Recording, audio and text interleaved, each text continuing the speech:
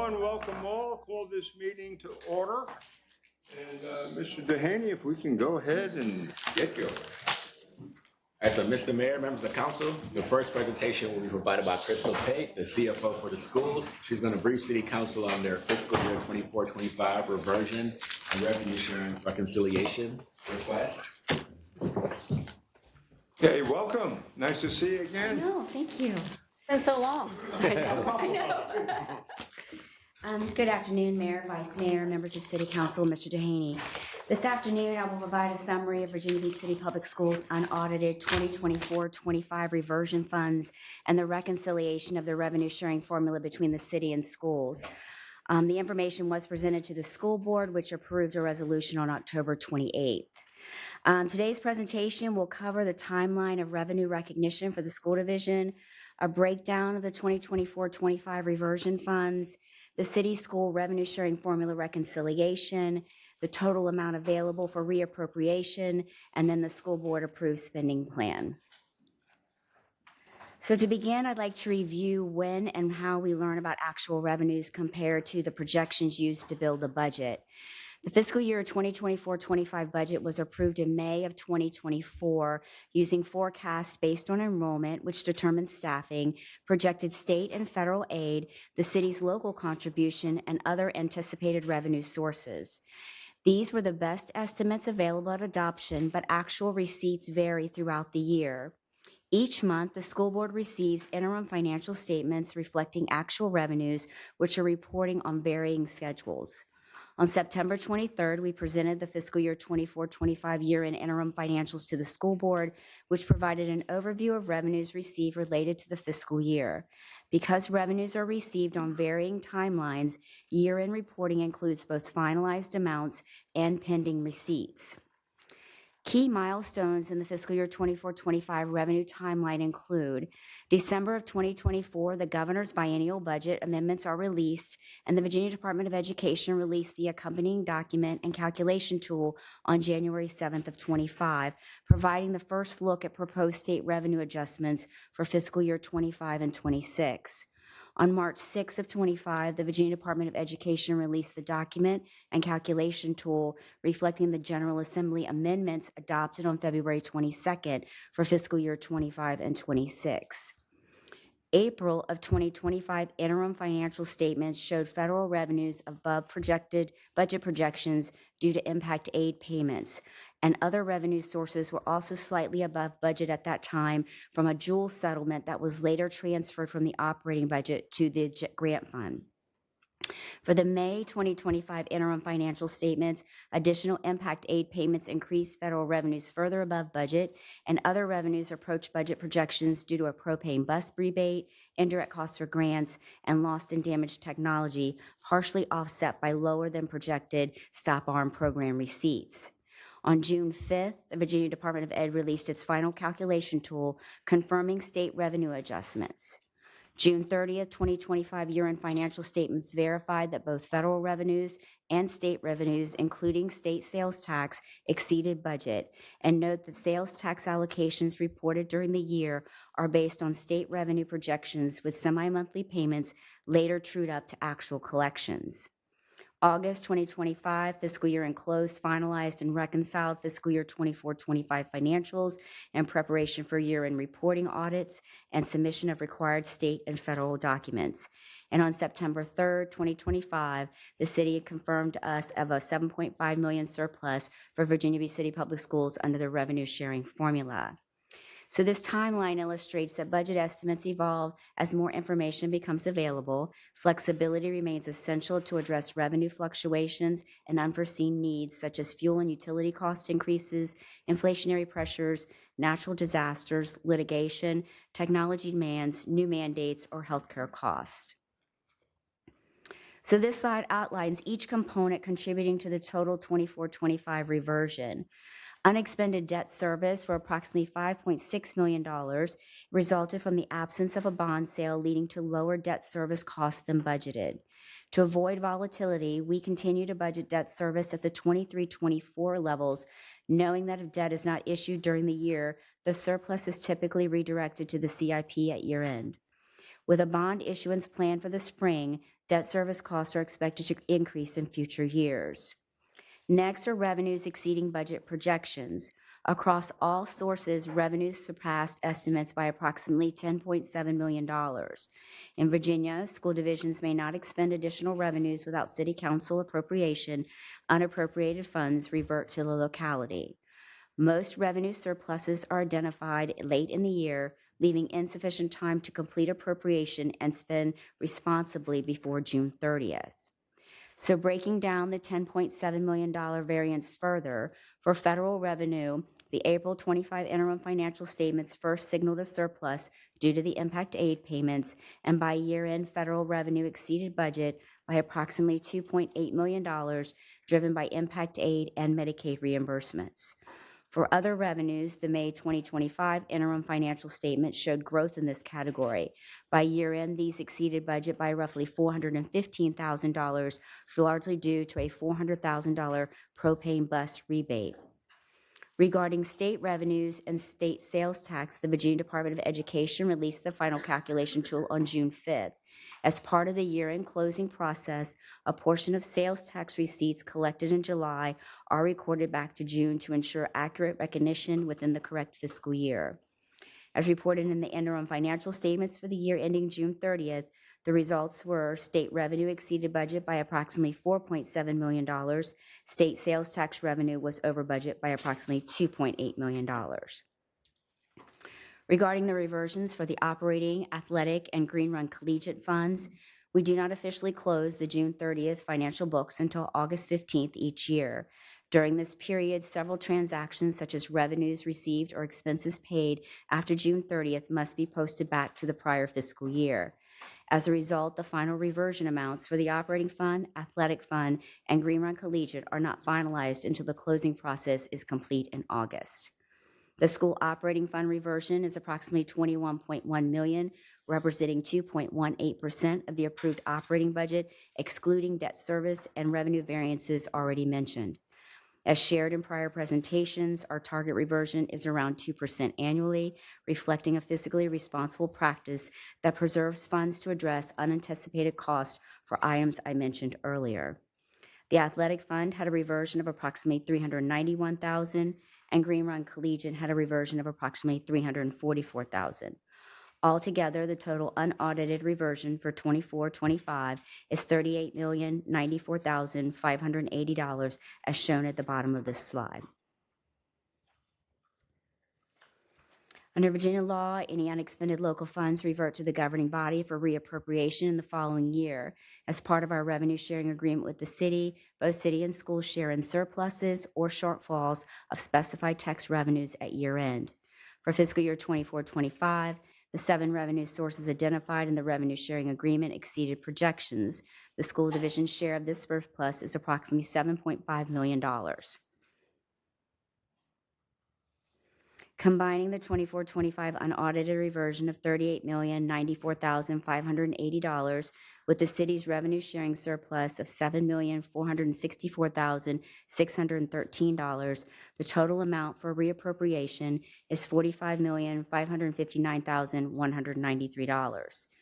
These are non-recurring funds and therefore appropriate for one-time investments, not ongoing obligations such as employee compensation. They will be directed toward projects and improvements that deliver longer-term benefits without adding future budget commitments. The school board approved the following allocation of approximately $45.5 million available for reappropriation. Key allocations include approximately $38.5 million dedicated to the capital improvement program. There is $23.6 million for the Princess Anne High School replacement project, $4.4 million for the payroll system replacement project, advancing toward the total estimated cost of $22 to $25 million. The project is currently in the beginning planning phase with a tentative go-live date of July 1st, 2029. To date, $13.6 million has already been appropriated in the 6-year CIP. $10.5 million, as reflected in the approved CIP budget, will be transferred by the city to the School Reserve Special Revenue Fund for use in the 2026-27 CIP. $1.2 million allocated for the Jericho Road demolition, and $5.8 million directed to the health insurance fund to go towards building up the health fund 2-month reserve to be 2 months of gross cost. So a little bit of background, and we've talked a lot about this over the last several months on health insurance. So over the past 3 years, we've experienced a combination of higher than expected medical claims, rising pharmacy costs, and high-cost claimants. These factors are part of the broader national trend impacting virtually all employers and public sector plans. This means our current health fund balance has fallen below the recommended reserve level of 2 months of gross cost. This recommended reserve acts as our safety net. This reserve protects the school division from volatility in month-to-month claims, unanticipated high-cost medical events, and market fluctuations in prescription drug costs. As most know, based on extensive analysis by our third-party health consultant, it was decided to increase employee rates back to the 2022 rates effective January 1st, 2026, which are the same rates for city employees. The only difference is the city, I think they're able to spread their payments over 26 pay periods right now, where the school does it over 20 pay periods. So over the last 5 years, VBCPS has increased employer health fund contributions by approximately $27.5 million, a significant investment representing a meaningful and ongoing commitment to valuing and supporting our workforce. We do not consider this as new spending. We see it as a risk management and fiscally responsible to ensure the division continues to meet its future obligations related to the health plan without the need to utilize the operating budget on an ongoing basis to pay future claims. The goal is to incrementally increase the employer and employee rates as we move forward to adequately cover the costs of the health plan based on the trend for medical and pharmaceutical costs while maintaining a healthy fund balance. This request is about strengthening our foundation.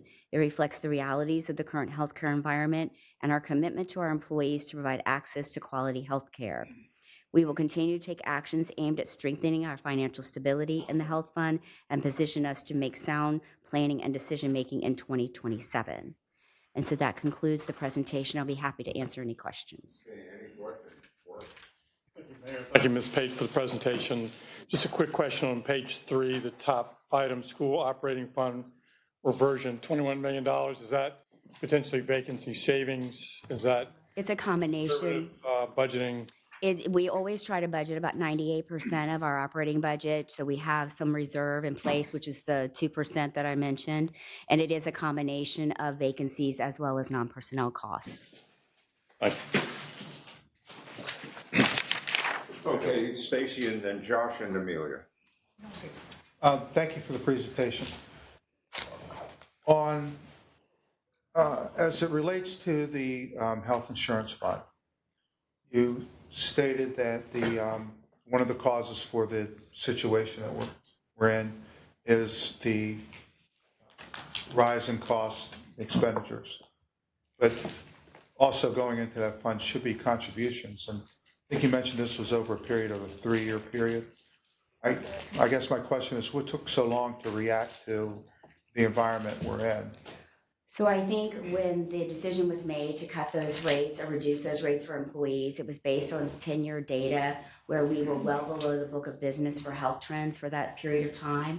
We also were in a position where we had recruitment and retention issues at that point, and so the decision was made that that would be a good way for us to continue to reduce the health fund balance more incrementally if we maintain that lower trend, and then also to give some benefit back to the employees.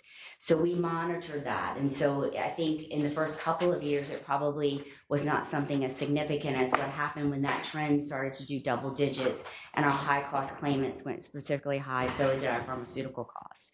So it did happen very quickly after that. Well, I guess my comment is not so much geared towards the current administration because it's changed since that decision was made, but it just seems like a pretty poor decision that we're going to let our fund balance dwindle down. I don't, and I mean, in hindsight, obviously, I agree with you. Hindsight, we look at it now as probably something that we probably shouldn't have done, but we didn't think we had the data at the time, at that point when the decision was made, that would actually occur. Thank you. Okay, Josh? Thank you, Mr. Mayor. Ms. Tate, thank you very much. Remind me, your total budget's what, 1.2 billion? 1.1 billion, 1.1, okay. all funds, yes. And y'all target for 2%, Of the operating budget, which is a little under $1 billion, about 970 million. okay? And you hit 2.18. And then this unexpected stuff was maybe another percent on top of that. I know there's a big number at the bottom there, but I just, our budget team, your budget team deserves a lot of credit for budgeting something so massive to within a couple of percentage points. Because I think, that if you don't do that, people, I think, go to jail, right? I mean, essentially is what happens. So, Good motivator. yeah, fear really does do that to you. So, but I wanted to say that out loud because we deal with lots of zeros and commas, but so do you, and it's a remarkable feat. And I also wanted to just say thank you to you and to school staff and to the school board and the chair and Superintendent Robertson for the reversion, part of that reversion request being for the Jericho Road demolition, and everybody kind of seeming to be in lockstep, at least for the next step to hopefully getting Arizona Village a park, an open space that they've never had. So thank you very much. Okay. Amelia, did you have anything? Not really more than thank you again for the Jericho. That was important. Work and labor that has gotten done. Thank you so much. You got it. Rosemary? I want to compliment the dedication of reversion money because it wasn't that long ago that a lot of the asks for the reversion money was for a lot of little things. Whiteboards, laptops, all that sort of stuff. And y'all have really made a remarkable turnaround to really dedicate much bigger chunks of money so that we can put that into school construction. I've served on the school modernization committee for a very long time and kept saying, how are we going to get these schools built? And this is a lot of money. And y'all have done a really great job of like the 23 million for Princeton High School, which I'm really excited about it getting built. I think that we're actually going to get it built. So just wanted to compliment you on that. And I wanted to speak a little bit to the healthcare. So when this came out, I personally had a lot of concerns because reversion money, our policy is one time. This is one-time money and not to be used for reoccurring money. And there was a concern that healthcare could very easily be considered reoccurring. And so I spoke with Dr. Robertson and the school board chair and proposed some new language so that we made sure that 5.8 million was only to beef up your healthcare fund because that's dangerously low, and we don't want you to get in any trouble with that. And but it was not to be used for reoccurring expenses. So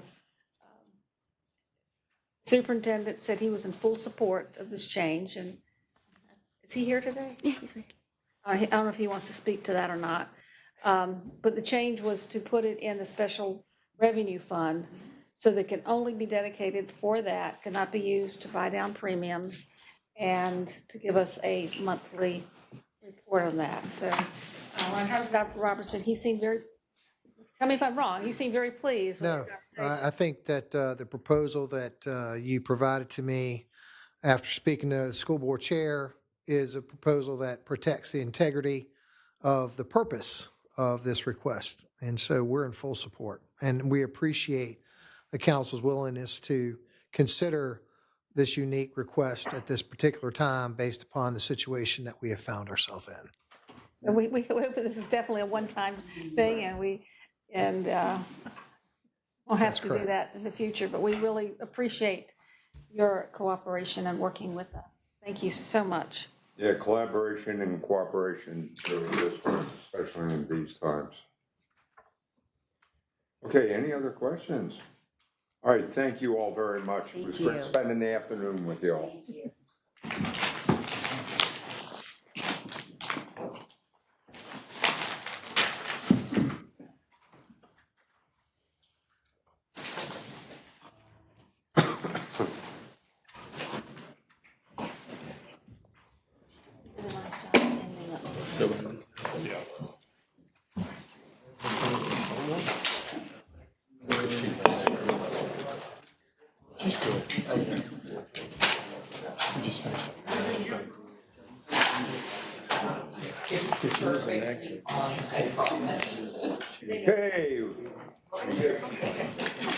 Just wait a second till things settle down a little bit. Okay, welcome. So, Mr. Mayor, members of council, at this time, you will receive a briefing from the Stormwater Management Implementation Advisory Group. As council recalls, in late 2024, council created this group to give feedback on ways to balance development and also balance our stormwater regulations. The group has spent a significant amount of time reviewing the policies and hearing from different stakeholders, and they're bringing forward their recommendations at this time. Welcome. Welcome, or sorry, thank you.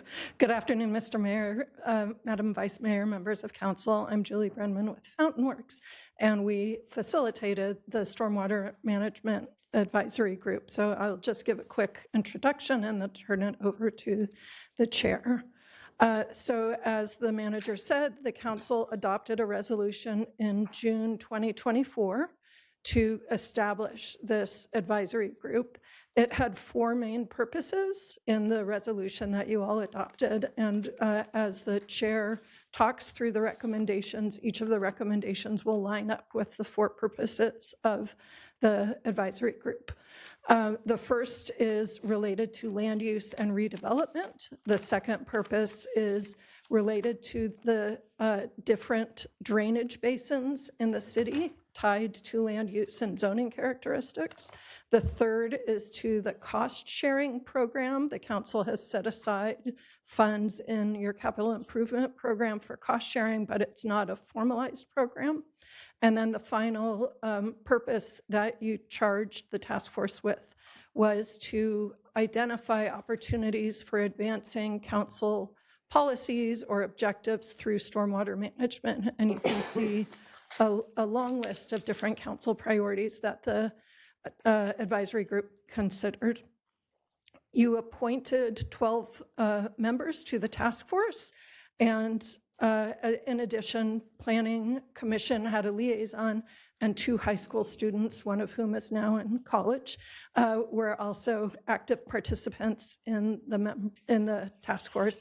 Council members Henley and Schulman were the liaisons. I'll just ask, we have many of the task force members in the audience. If you could just raise your hand to say hello.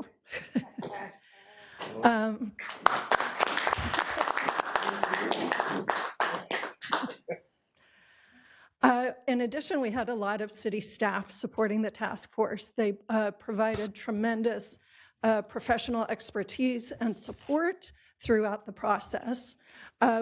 Fountain Works was here as a neutral convener, and the task force met 6 times between May and September for a total of 26 hours per person.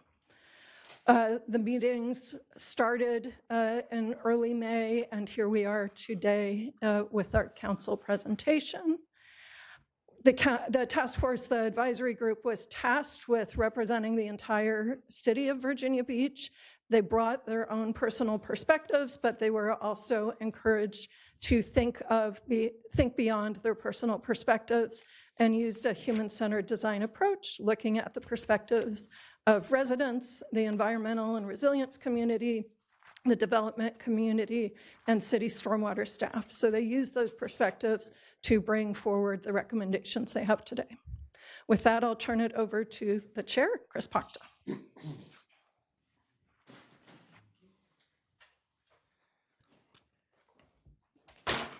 Thank you, Julie.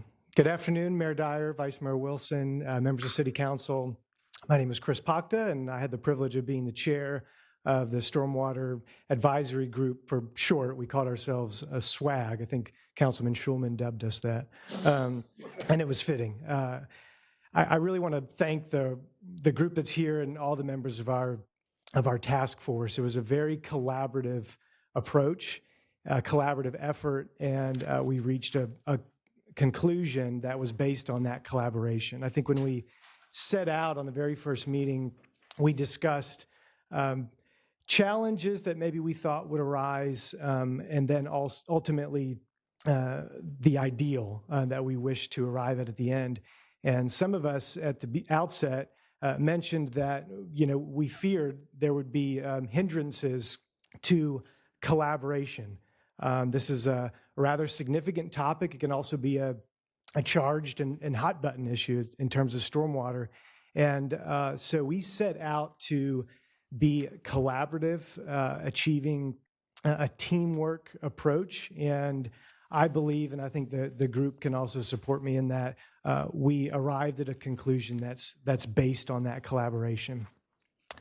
I also wanted to give thanks to the city staff. The city staff did a remarkable job in assisting us in the process.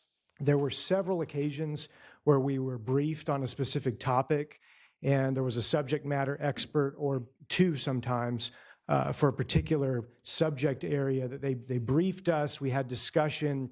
There was Q&A, and every step of the way, they were involved in the process, answering questions and communication. So I wanted to thank the city staff, the city management office, and you all as council. I think oftentimes we think of things that are going wrong in society and in the city, and I wanted to recognize just how great a job that this city is doing in this specific area. And we live in a region of the country, we talked about this on multiple occasions, we live in a region of the country where this specific topic of stormwater is especially challenging. We live in the Mid-Atlantic, we experience storms on a regular basis, and this is a difficult area to navigate. And thanks to your leadership and the expertise of the city staff, from planning to traffic to utilities to engineering, this city does a remarkable job on this subject. So the vision we set out to approach from the get-go was fourfold. One, we wanted to make recommendations to you all that would create a more efficient, effective, and well-understood program. We recognized there were some areas where, first of all, we recognized the stormwater ordinance itself, from both federal, state, and local regulations, can be complicated and difficult to navigate. And then also the public need to be educated. So the development community, residents in the city, we recognize there are some gaps in those areas. So we sought out to encourage and recommend things to help create a more efficient, effective, and well-understood program. Two, to support economic vitality in the region. So as Julie mentioned, we really took to heart the things you all are doing and saying with regard to city policy, the draft comprehensive plan, the existing comprehensive plan, and subsidiary plans throughout the city, and both trying to target and recommend and encourage redevelopment in certain areas of the city, while also maintaining preservation in certain areas of the city and the city's heritage. So how to balance those two things with respect to stormwater, that was a major point of our vision. Third, to reduce the negative impacts of stormwater and flooding. In fact, there was an occasion, I think between our fourth and fifth meetings, where there was a major storm event in the city. And so we saw in real time, as we were discussing some of these issues, how exactly these recommendations might play out and might assist you all in leadership and the city staff in the policies and procedures for stormwater. And on that occasion, on multiple occasions, the city staff did a remarkable job responding to that event and continues to do so. And then lastly, we recognize that this topic and our efforts are not just about today, not just about the conditions today or the happenings of yesterday, but the future of this region, the future of the city. I think about my own kids, growing up here and, grandkids and our families growing up here, it's significant that we get this topic right and that we make recommendations to you all that are helpful and that you can use. So some large sort of takeaways for our recommendations, which you'll see in the memorandum and then here in my presentation. The first of which is highlighted, is that this group reached unanimous consensus on every recommendation. Every single recommendation that was made, we had unanimity. And in my experience, that's difficult to achieve in any sector, unanimous recommendations. You're telling us. So I think that speaks volumes to the city, also the representatives and the appointments that you all made to this group. Folks not just willing to bring their experiences and their professional expertise, but their love for the city, their love for this community, and wanting to be of help in this specific subject area.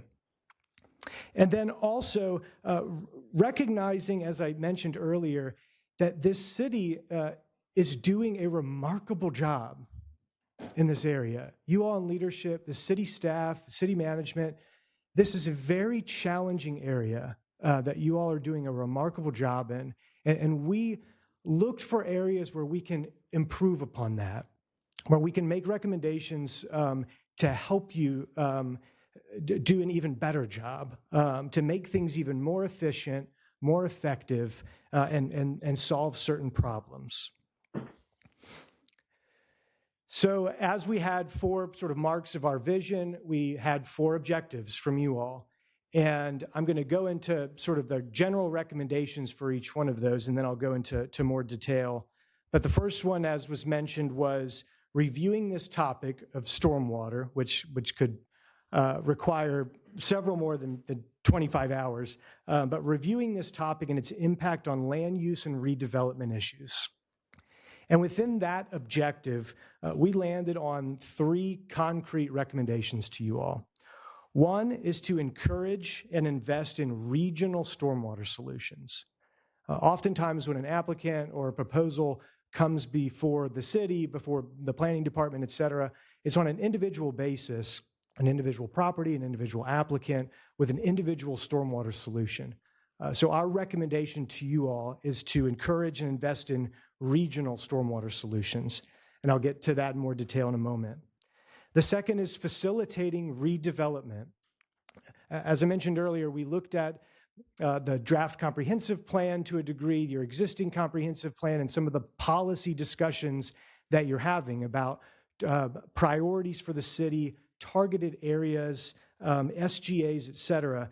And so we wanted to make sure that our recommendation was aligned with your priorities and the things that the city is looking to do and target and incentivize.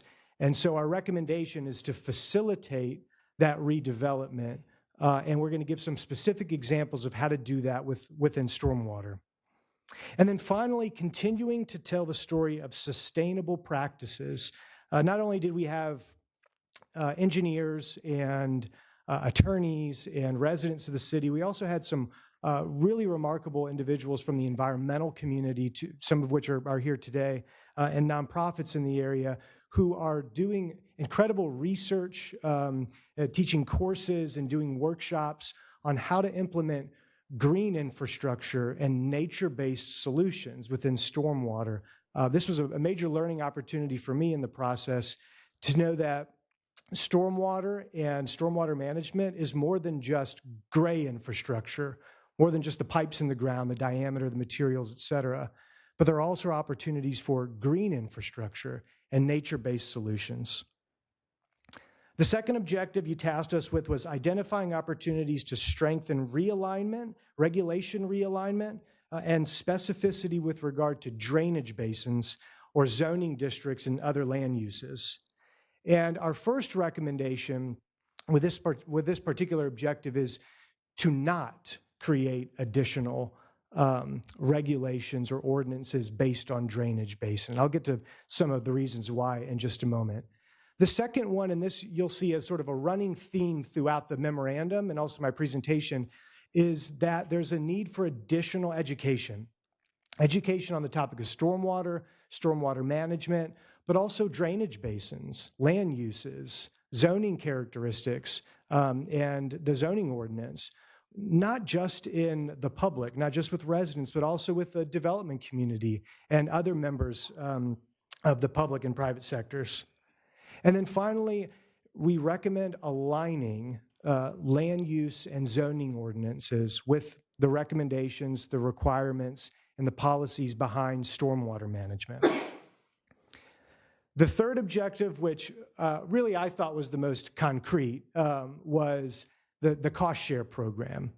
So it sort of had the bones at the outset. It was explained to us, and we did a great deal of presentation and explanation from the city staff on what's available, what's in place, what's being discussed for a cost share program, but that there was a need for us to flesh that out, to explain how you might go about analyzing a given project, whether it's eligible for the cost share program, who is eligible and why, what kind of funds are available, whether funding should be available, and how to prioritize those things and where.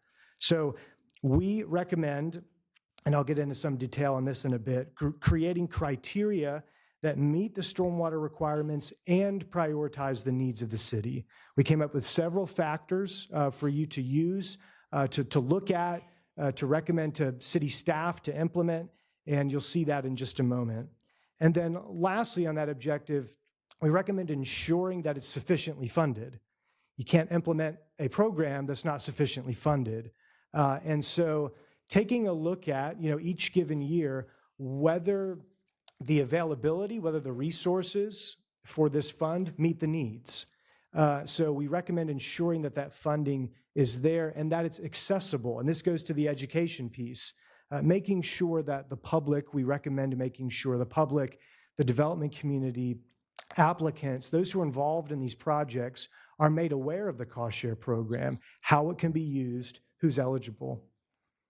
And then the last objective that you had for us was to determine opportunities to advance or incentivize council-adopted policy and planning objectives. And I found this to be the most enjoyable. I think that there was an opportunity for us to be creative here, each of us representing different backgrounds and professions and experiences. And we spent a good deal of time, at least a session or two, and some additional homework, I apologize, group, to look at what are some incentives we can recommend to you all to make these policies and to make these recommendations a reality. And I'll get to those in just a moment. So with regard to that first objective, I mentioned encouraging regional stormwater solutions. The most concrete example of this is the regional BMP. So we spent a good deal of time, and this was a running theme throughout the group's discussion of the city looking into opportunities and places where regional BMPs, regional stormwater solutions are appropriate and even perhaps targeted with the policies in the draft comprehensive plan. Are there areas in the city where you're looking at redevelopment, for example, or SGAs, where there might be an opportunity for a regional BMP? And not just the BMP itself as a mechanism for stormwater management, but also looking at perhaps nuanced ways that this can be done. So the obvious example is the city owning the land where the regional BMP sits, or owning the regional BMP. But the recommendation is for council to also investigate other mechanisms and other frameworks for ownership of those areas and perhaps management of those areas, to look at considering civic organizations or a collective of developers or landowners for a regional BMP, or a nonprofit organization, for example. But the recommendation is to invest and encourage regional stormwater solutions. Second, facilitating redevelopment. As I mentioned, the city in its planning priorities and policies is looking at areas and opportunities for redevelopment, infill redevelopment and other redevelopment in the city. Are these opportunities, and our group believe that they are these opportunities for the city also to provide some of these incentives for stormwater solutions? Are there ways to enhance or at least maintain the current trend for stormwater management and its regulation with respect to a given redevelopment project? And if so, investing and encouraging that opportunity. And continuing dialogue. As I mentioned before, we recognize some gaps between the development community, our applicants, et cetera, and perhaps the education and the city staff, and also the public. There are areas where certain members or certain sectors of the community remain uneducated on certain areas of stormwater. So this is an opportunity on a regional stormwater solution for residents, for the development community, and for staff to sort of come together and collaborate on a stormwater approach on a given project or in a region. And then finally, continuing to tell the story of sustainable practices. We had a presentation, I believe in our second or third meeting, by Billy Allman discussing the benefits of tree canopy coverage and evapotranspiration, and ways in which certain studies, like the one done by Dr. McLaughlin at Virginia Tech, ways in which to perhaps reach out, the city to reach out to the Department of Environmental Quality or the Commonwealth to better incorporate some of those findings using trees and using tree canopy as ways of stormwater management and mitigation. And then there are also other examples of ways to use green infrastructure as opposed to just approaching stormwater from a gray infrastructure standpoint. The second objective was reviewing this topic of stormwater and its effect on land use and redevelopment, and opportunities to strengthen alignment with the city's ordinances, but then also its priorities. And so one of the very first conclusions we came to rather quickly was to not create additional ordinances based on drainage basins. There's a need for education, but the group felt that adding an additional ordinance or ordinances would create another layer of complexity and predictability. And so what we wanted to do was encourage education on the part of the city to the public as far as the different drainage basins throughout the city, how they act, how stormwater affects them differently, how storm events affect them differently. And one other example of the staff just being extremely helpful in this process was we made a recommendation to take a look at the GIS and the other map layers, one in particular, the recurrent flooding. So where is there recurrent flooding in the city, and is that accurately mapped and updated? And the city staff very quickly addressed this concern of ours in this request and updated the recurrent flooding indicator map. And this was just one example of a way to better inform the public and the development community. And then lastly, aligning land use and zoning ordinances to encourage redevelopment and preservation where appropriate. So it came to our attention that the city would be looking to update its zoning ordinance in the next couple of years. And with that in mind, perhaps that's an opportunity, and we recommend that you consider it, perhaps that's an opportunity to incorporate a redevelopment ordinance, or looking at the ordinances themselves and the drafts to see how they incorporate some of these stormwater solutions or don't.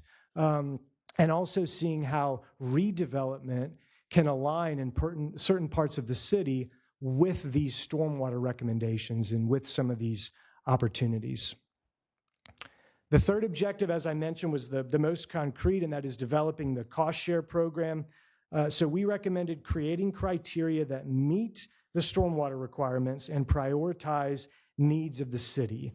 Now, this would be something which we recommend that the staff would establish and sort of maintain as they're receiving applications and conversing with applicants and those parties, to the process itself, and including in initial packets and pre-submittal meetings, explanations early on where there are opportunities for the cost share program or where there aren't, where there's funding, where there's not, what the criteria are as a developer or an applicant looks to chart out what is their concept for a given plan.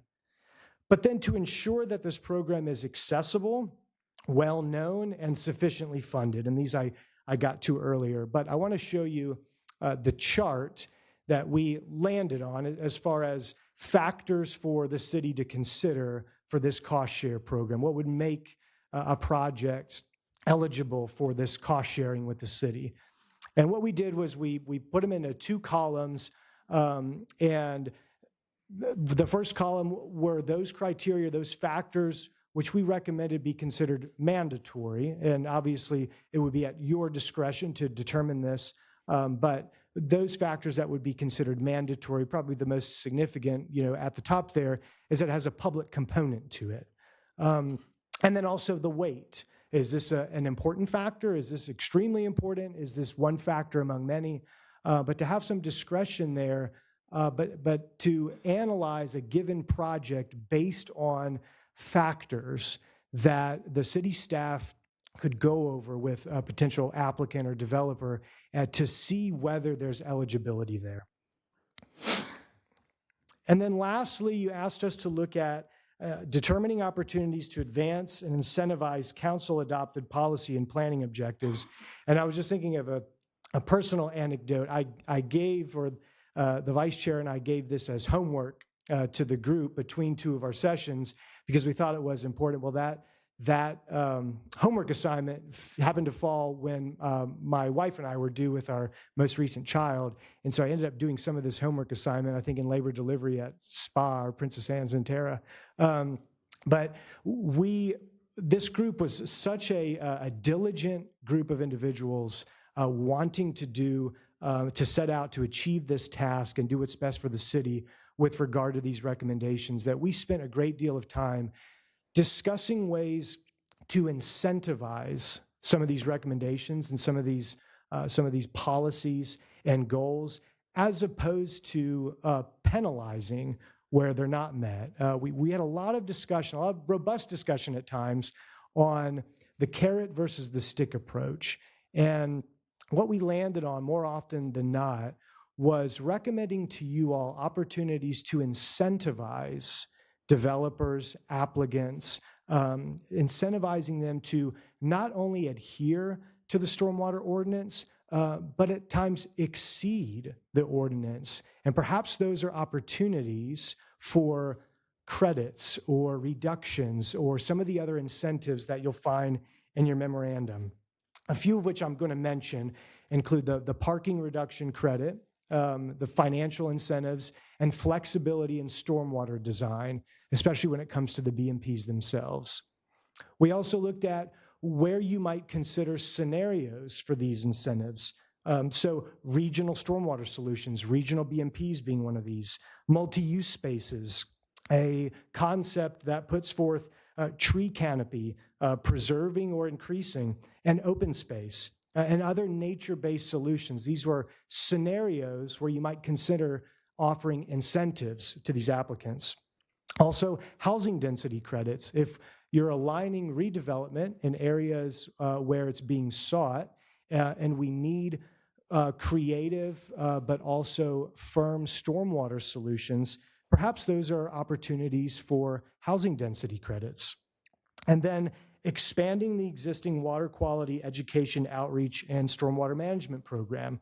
So considering this program for commercial and residential and all watersheds, not just certain watersheds throughout the city. And then finally, as you'll see in your memorandum, there are probably 2 or 3 pages of opportunities for incentivizing some of these stormwater recommendations. Some of them involve seeking and lobbying the state, the Commonwealth, and Department of Environmental Quality for looking at standards or more sufficiently incorporating some of these studies, as I mentioned earlier, looking at nature-based solutions on given projects, commercial and residential, and other financial incentives. So with that, I wanted to thank you all for this charge, for this opportunity. We enjoyed ourselves. There was some very robust discussion at times. We ultimately reached a unanimous consensus on these recommendations, and it's thanks to the attitudes and the perspectives of each of the individual members, most of which are here now, their profession, their experience, their love for the city, also the city staff, the city management, and your encouragement and support. So thank you, and I'll stand by for any questions. Yeah, let me just start by saying, before I get to, it was a Hutch or Stacy? Okay. Yeah, I just want to say, I think it's really a great thing when we bring outside people to take an objective look. And I just want to thank the team that was really put together. And I see Brad Martin, Chuck Bowie from Process Improvement. And one of the things is by bringing an outside set of eyes to take a look at a situation, at a problem, and us confronting the storm water challenge in the future, this is going to go on in perpetuity. It's going to be at a cost of billions of dollars. And it just not only affects Virginia Beach, it's going to affect our neighbors in Norfolk, but it's going to affect pretty much a lot of people. But this, I really think what you have here is a template that other cities can also use that are going to be in need of something like that. But I think the dedication and the effort that you all put into it, working collaboratively with a focused goal, I tell you what, I just got to say kudos to all of you. And Chris, thank you very much. Okay, Stacy, and then Josh and Gordon. Thank you, Mr. Mayor. First of all, I'd like to thank Councilman Schulman and Councilwoman Henley for putting this task force together and working with them. And I will say that looking at the people that were on this task force, I'm glad the city didn't have to pay their hourly rate because it's a pretty, that was a powerful commission you guys put forward. Question for you. Here in Virginia Beach, we dance a dance that's very delicate between the need for more housing and stormwater management. And time and time again, I hear from developers that our ordinances are just too restrictive. And I know that you had mentioned that we have a need to reevaluate some of these. Are there any specifics that the task force looked at and maybe addressing how to make it easier without falling into that trap of falling backwards? Sure. Well, Councilman Cummings, I think generally, my first answer to that is that we thought collectively education, as far as the process goes, from the timing that things are introduced, opportunities for variance, opportunities for flexibility in stormwater design, that was really significant in alleviating some of these concerns. Also, we recognized it wasn't precisely within our scope to make recommendations for changes to the ordinance itself. So we wanted to be very careful about wading into that territory. But if I recall, there are some appendices or an appendix to our memorandum that will speak to maybe some specific examples where there are folks or different aspects of the process that present some more of those challenges that you mentioned. Thank you. And also, this idea of regional BMPs, were you able to identify locations or places that might be ripe for that type of use? Sure. I think without pinpointing, certain addresses or neighborhoods, what the group landed on was, as the city looks at certain areas for redevelopment, specifically the SGAs and some of the context areas within the draft comprehensive plan, that those are areas ripe, if you will, for a pilot program for regional BMPs, or perhaps, multiple opportunities for regional BMPs.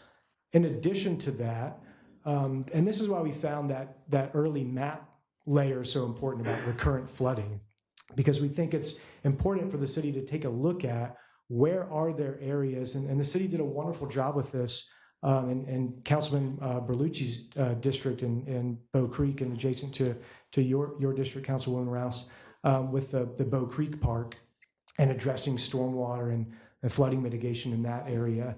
So in addition to those areas where the city's being proactive, those context areas, the SGAs, et cetera, where does the city also need to be reactive? Where are there areas of recurrent flooding, et cetera? So those are sort of the two answers for recommendation of pinpointing specific areas of the city. Thank you. Okay, Josh, and then Worth and Amelia. Thank you, Mr. Mayor. Chris and Carol and everybody who participated on those 6 sessions over the last 8 months or more, thank you.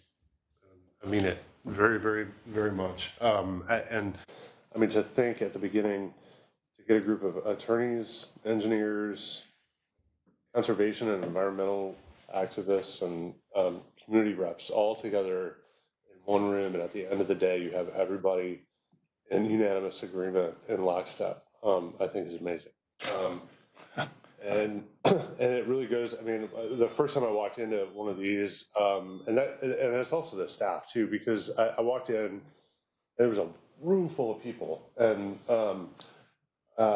people we appointed, people we all recognize and we appreciate, and yeah, your hourly rate, it's unbelievable the amount of time that you gave, but our staff too. I mean, we had a full accompaniment of department directors, administrator level on down, and everybody was just participating, and it was great. So, I mean, honestly, I almost brought a tear to my eye, like when I walked in the first time. Just like, wow, there's a lot of people here to support on this issue, and it was amazing.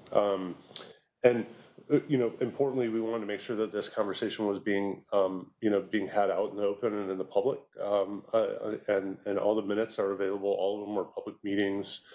You can see things online, and please, obviously ask questions. And I mean, these are all things we're talking about anyway. I mean, really, this isn't necessarily a new way to slice bread, but I think these are. These help us as we go along with the comp plan and the zoning ordinance update, and Councilman Cummings, just like what you're talking about, confronting that. It's just environment and economy kind of sometimes go like this, but they don't have to all the time. And the most important thing, I think that one of the most important things that came out of it was that we all had a commitment to our strict standard and keeping it that way, because this was not about adjusting the standards downward. We are making multi-generational investments in stormwater and flooding, and if we reduce the standards, we're putting taxpayers at risk, and that's not responsible government. So the other way around that is to try and, we know what behavior we want to see, and we just have to help find a way to get there, given the fact that, things cost, 3, 4, 5, 10 times as much as they ever have. So, these regional stormwater solutions, encouraging the development community, really, this is all about encouraging, finding ways to incentivize people to build things in places that don't negatively impact the environment and don't serve as an affront to established suburban neighborhoods. And those are along our SGAs and our infrastructure corridors, and those are all things that we've been talking about for years. So thank you for establishing some criteria for a recommendation for the stormwater cost share. And, because that's just what is it, $2 million a year that, some people know about. And then if you're first to go apply for it, you either get it or you don't. And I know Public Works has some kind of loose standards. These are reflective of our policy objectives, so that we could really, use it as a metric for new applications that come before us, so that we can encourage use of green infrastructure, get some housing stock and supply available so that we can help grow our economy and do it responsibly and in a resilient way. So thank you. And I'm really looking forward to that continued dialogue piece, and just really, really great work. Thank you, everybody. Okay, Worth and America. Thank you, Mayor. I just want to also join everyone to thank Mr. Proctor for your time, Vice Chair Considine, and also Fountain Works for your continued work with our task forces, and the two council member liaisons. Thank you, and the team in attendance. I know it's a lot. This is a really, really important topic in our city. Balancing growth over 60 years that we've had, that we're now confronting now with stormwater, with the bond referendum, $1.5 billion. And so this is really, really important as we go forward. So that being said, I want to repeat actually what Councilmember Cummings said, because I too hear from many in the community, not only developers, but homeowners too, how long it takes for permits and approvals to get approved. And I'm not trying to complain here, but I think this is a part of the conversation, because time is money and frustration. I'm just being honest with you that this task force is helping educate and use other alternative ways to address stormwater incentives and all that. It's really important that we do that. But my question is here, do you think this will help? Do we need to do anything as council with any of our current ordinances or other? And then also, how can we help with the process with permits and approvals will this help? Sure. Thank you for those comments, Councilman Remick and Councilman Cummings, and thank you for your leadership, Councilman Schulman and Councilwoman Henley, in putting this group together. It was a real joy for me also to be a part of. It was a learning experience. So many members of the community I respect and enjoy spending time with. To answer your question specifically, I think there are several recommendations within the memorandum that you'll see. A couple in particular. One is there's an opportunity for this city to lobby or reach out to the Commonwealth and see if, because we're a Dillon Rule state, and so from a legal standpoint, you take your direction from what the state enables and authorizes. So there are a couple of opportunities which you'll see in that memorandum. And the second one is to look at, when you do the zoning ordinance update, when that time does come, to look for opportunities to incorporate these recommendations and perhaps a redevelopment ordinance within that zoning ordinance. And then lastly, the continued collaboration, as Councilman Schulman mentioned, collaboration not just with council and staff and management and staff, but staff and the development community. And so that was one of the really great things about the dynamic of this advisory group, was it provided an opportunity, an environment for the staff and the development community to talk to one another about where there's some of these gaps, where's there need for more efficient, more effective processes. And I think there was a lot of discussion, but that discussion can be continued in improving some of those processes. And I think that the process and improvement, not to put Brad and Tuck on the spot here, but that's another opportunity for those folks to look at the answer to that question in more concrete processes to update and enhance. Amelia.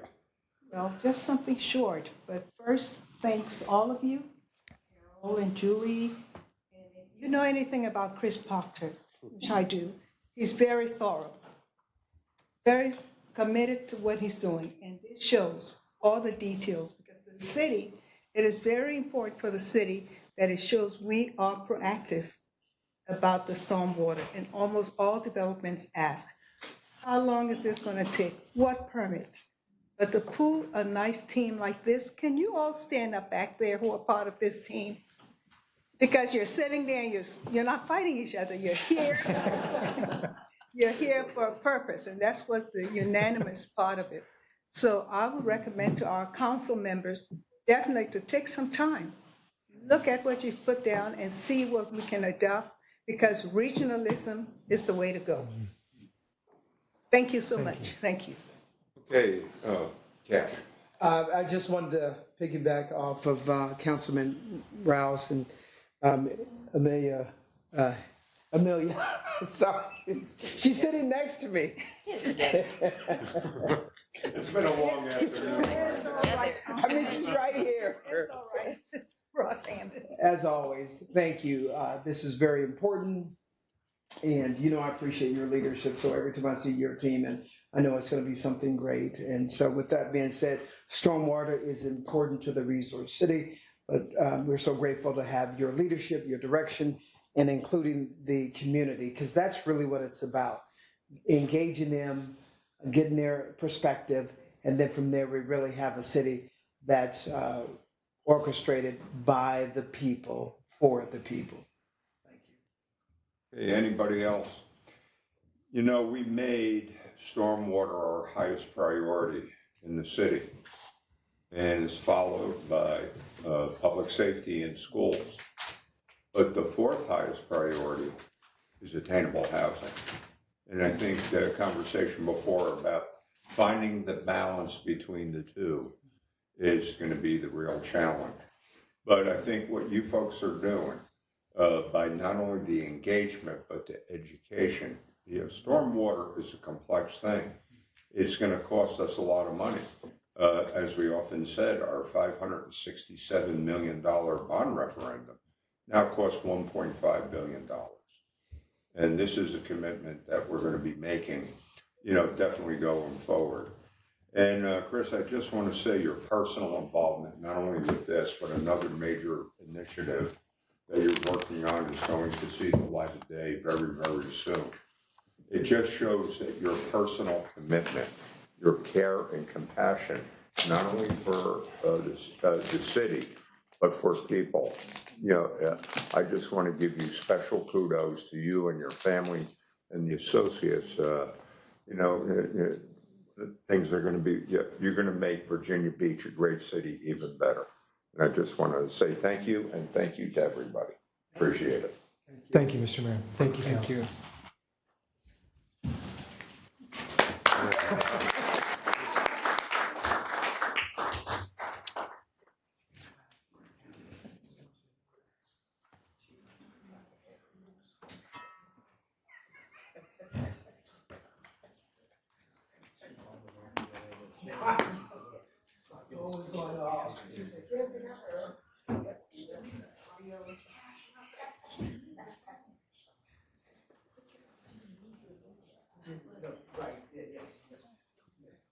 Okay. All right. At this point, do we have any liaison reports? Jennifer, and then Rosemary. Okay. Clean Community Commission, so a couple of Saturdays ago, they had a clothing swap. November 2nd, I want to say, or whenever it was. I don't know what even today is. So Clean Community Commission at Ocean Lakes, and it was successful, and it was so successful that they are planning to offer it regularly. So because so many people benefited, families were able to just swap out clothing for their kids that are getting bigger and not having to go purchase anything. So it's a great example of sustainability, reusing, not wasting clothing, and just swapping out. So they will host another one. They're planning one for the spring. So I'm looking forward to that. I also want to shout out the work of the Clean Community Commission and their student subcommittee. So I attended their meeting a couple of weeks ago, and it's incredible. It was a room full of high school students from high schools across the city who are interested in how to incorporate sustainable practices in their own lives, but also in the school system. So bringing them into their schools, it could be a part of the curriculum. So it's not just the students who attend these meetings who learn and benefit, but it's something that just becomes a normalized thing in our public schools. So we got incredible people in our city. ATAC, so the holiday lights at the beach, the opening bike ride took place this past weekend. And so shout out to Beach Events, Resort Office, our Virginia Beach Police Department, RAC, and of course ATAC for organizing it. It is now so well known and loved that some of my best friends came all the way from Suffolk to participate. So they put their kids in their car, drove from Suffolk to the oceanfront, and rode through the lights. So I'm proud of the work that our city continues to offer, not only for our residents, but for folks from the region. And finally, the NBC Expo, Mayor, you were there, Councilmember Ross Hammond. Incredible opportunity for SWAM businesses, so small women, minority-owned businesses, to learn about partnering with the city, winning contracts, scaling up their businesses so that they can continue to provide not only their services to our community, but as small business operators, hiring employees and providing economic development here in Virginia Beach. So that was, I don't know if Councilwoman Ross Hammond or Mayor, if you want to add anything to that, but shout out to the NBC for organizing that event. Amelia, please, and then Rose. I forgot to add something there. Our little one was very quietly listening. Olivia. her daughter Olivia. was there, and sat quietly through the whole thing. She was throwing, I had a toy to distract her, and she just threw it, and I just picked it up the whole time. So that kept me busy, but it kept her quiet, so, Quiet. yeah. She's only, what, 11 months? Yeah. And she was very quiet through that entire event, and growing like a weed. And I'll go ahead. I went to, and I'm sure Councilman Remick went, and some of you all went to the 250, VA 250 Revolutionary Skirmish and everything. It was really interesting. And I pulled Lord Dunmore aside and talked to him, why did you choose to bring the Ethiopians in? And he explained that the Crown wouldn't give him new resources and what, and he needed to fight this war. So he promised them their freedom. And then after that, we said, let's take a picture. He and two others stood beside me and said, about to take the pictures, no smiles. And I wondered why. He says, well, we're smiling at a war, it looks like we've been in the cups. I've never heard the expression in the cups. He says, that meant you've been drinking. That's something new I learned, in the cups. And then, yeah, the old way that they said things. And they have the youth involved very much. And so I learned a lot, got shocked when cannons went off. But otherwise, it was good. And also, we need to congratulate Delcino. She was named First Citizen. Yeah. And Billy Allman, who you know, and was he Rise? Taylor Franklin. And then Taylor Franklin. Yeah. There was a good event, and to see so many, and again, the mayor is very much on reaching this. So he announced 3 amigos. We all looked around. He had Mayor Kenny Alexander on one side, Mayor Shannon Glover on one side, so that's Hampton, Portsmouth and Norfolk. And so he's, doing the examples of what he calls regionalism. They were there to also welcome that. I thought that was really nice. Thank you. And Amelia, why didn't you ask Lord Dunmore what he's going to do about speeding on Lord Dunmore? That's Michael. That's Michael's side. I just want to say Michael's side. Someone might burn it down.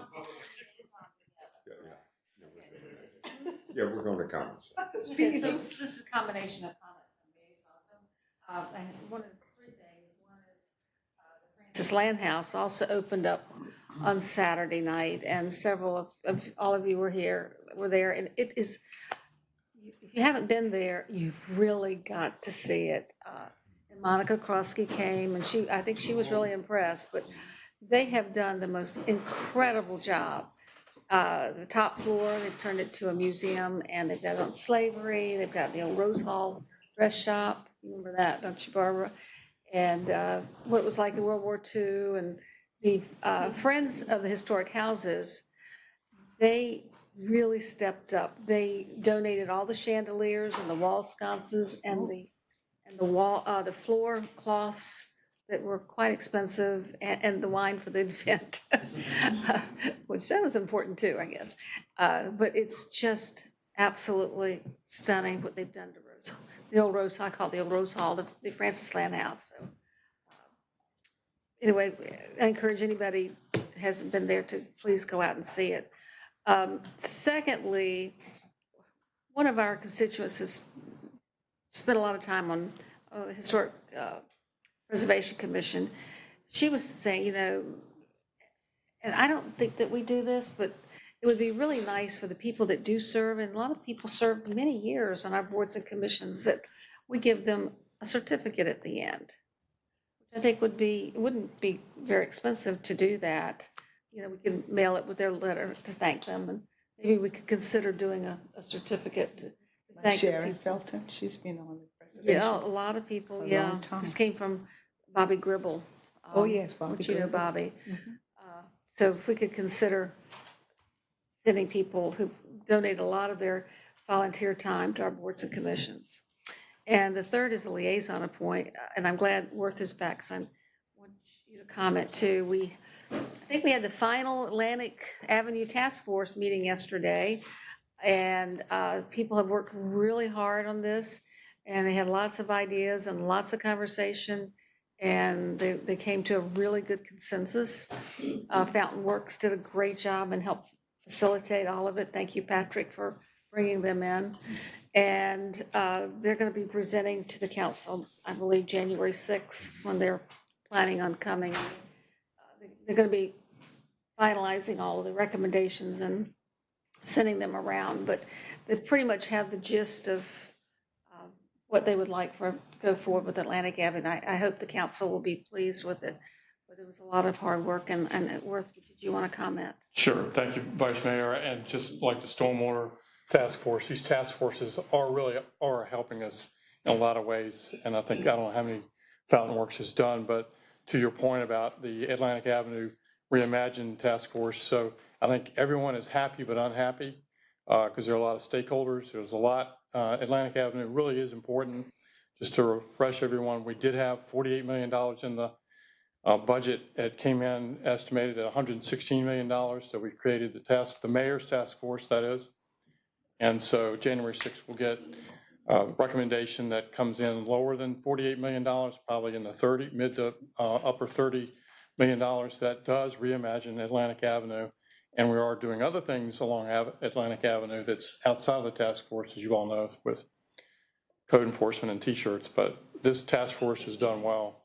I look forward to you all seeing that January 6th. Okay, Josh, wait, I've got Cash, Josh, and Barbara. Thank you, Mayor. We had something exciting, a lot of things happened in this past weekend.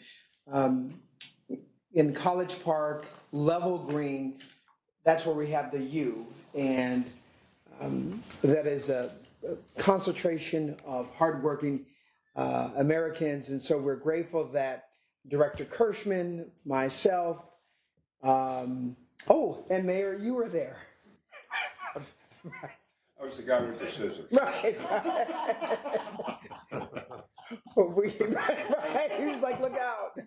Anyway, we were able to do a soft opening. Obviously, it's fall, and so we have state-of-the-art, one of the first, I think, when it comes to planning and design.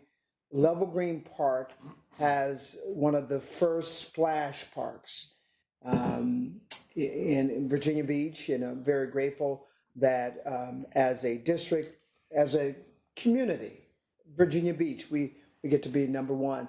And so I'm grateful for that. The kids, I had someone donated 7 basketballs.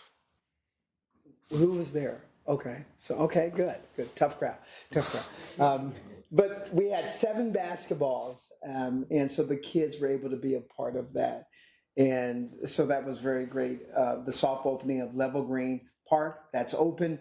During the summer, in May, we're going to do a grand opening of Level Green Park. And so that's when we'll have the media there and some other things.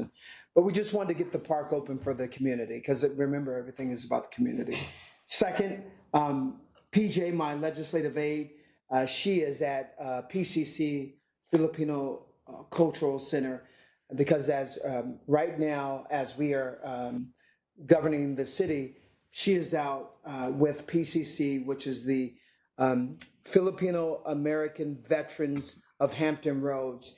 They are feeding right now over 100 disabled veterans.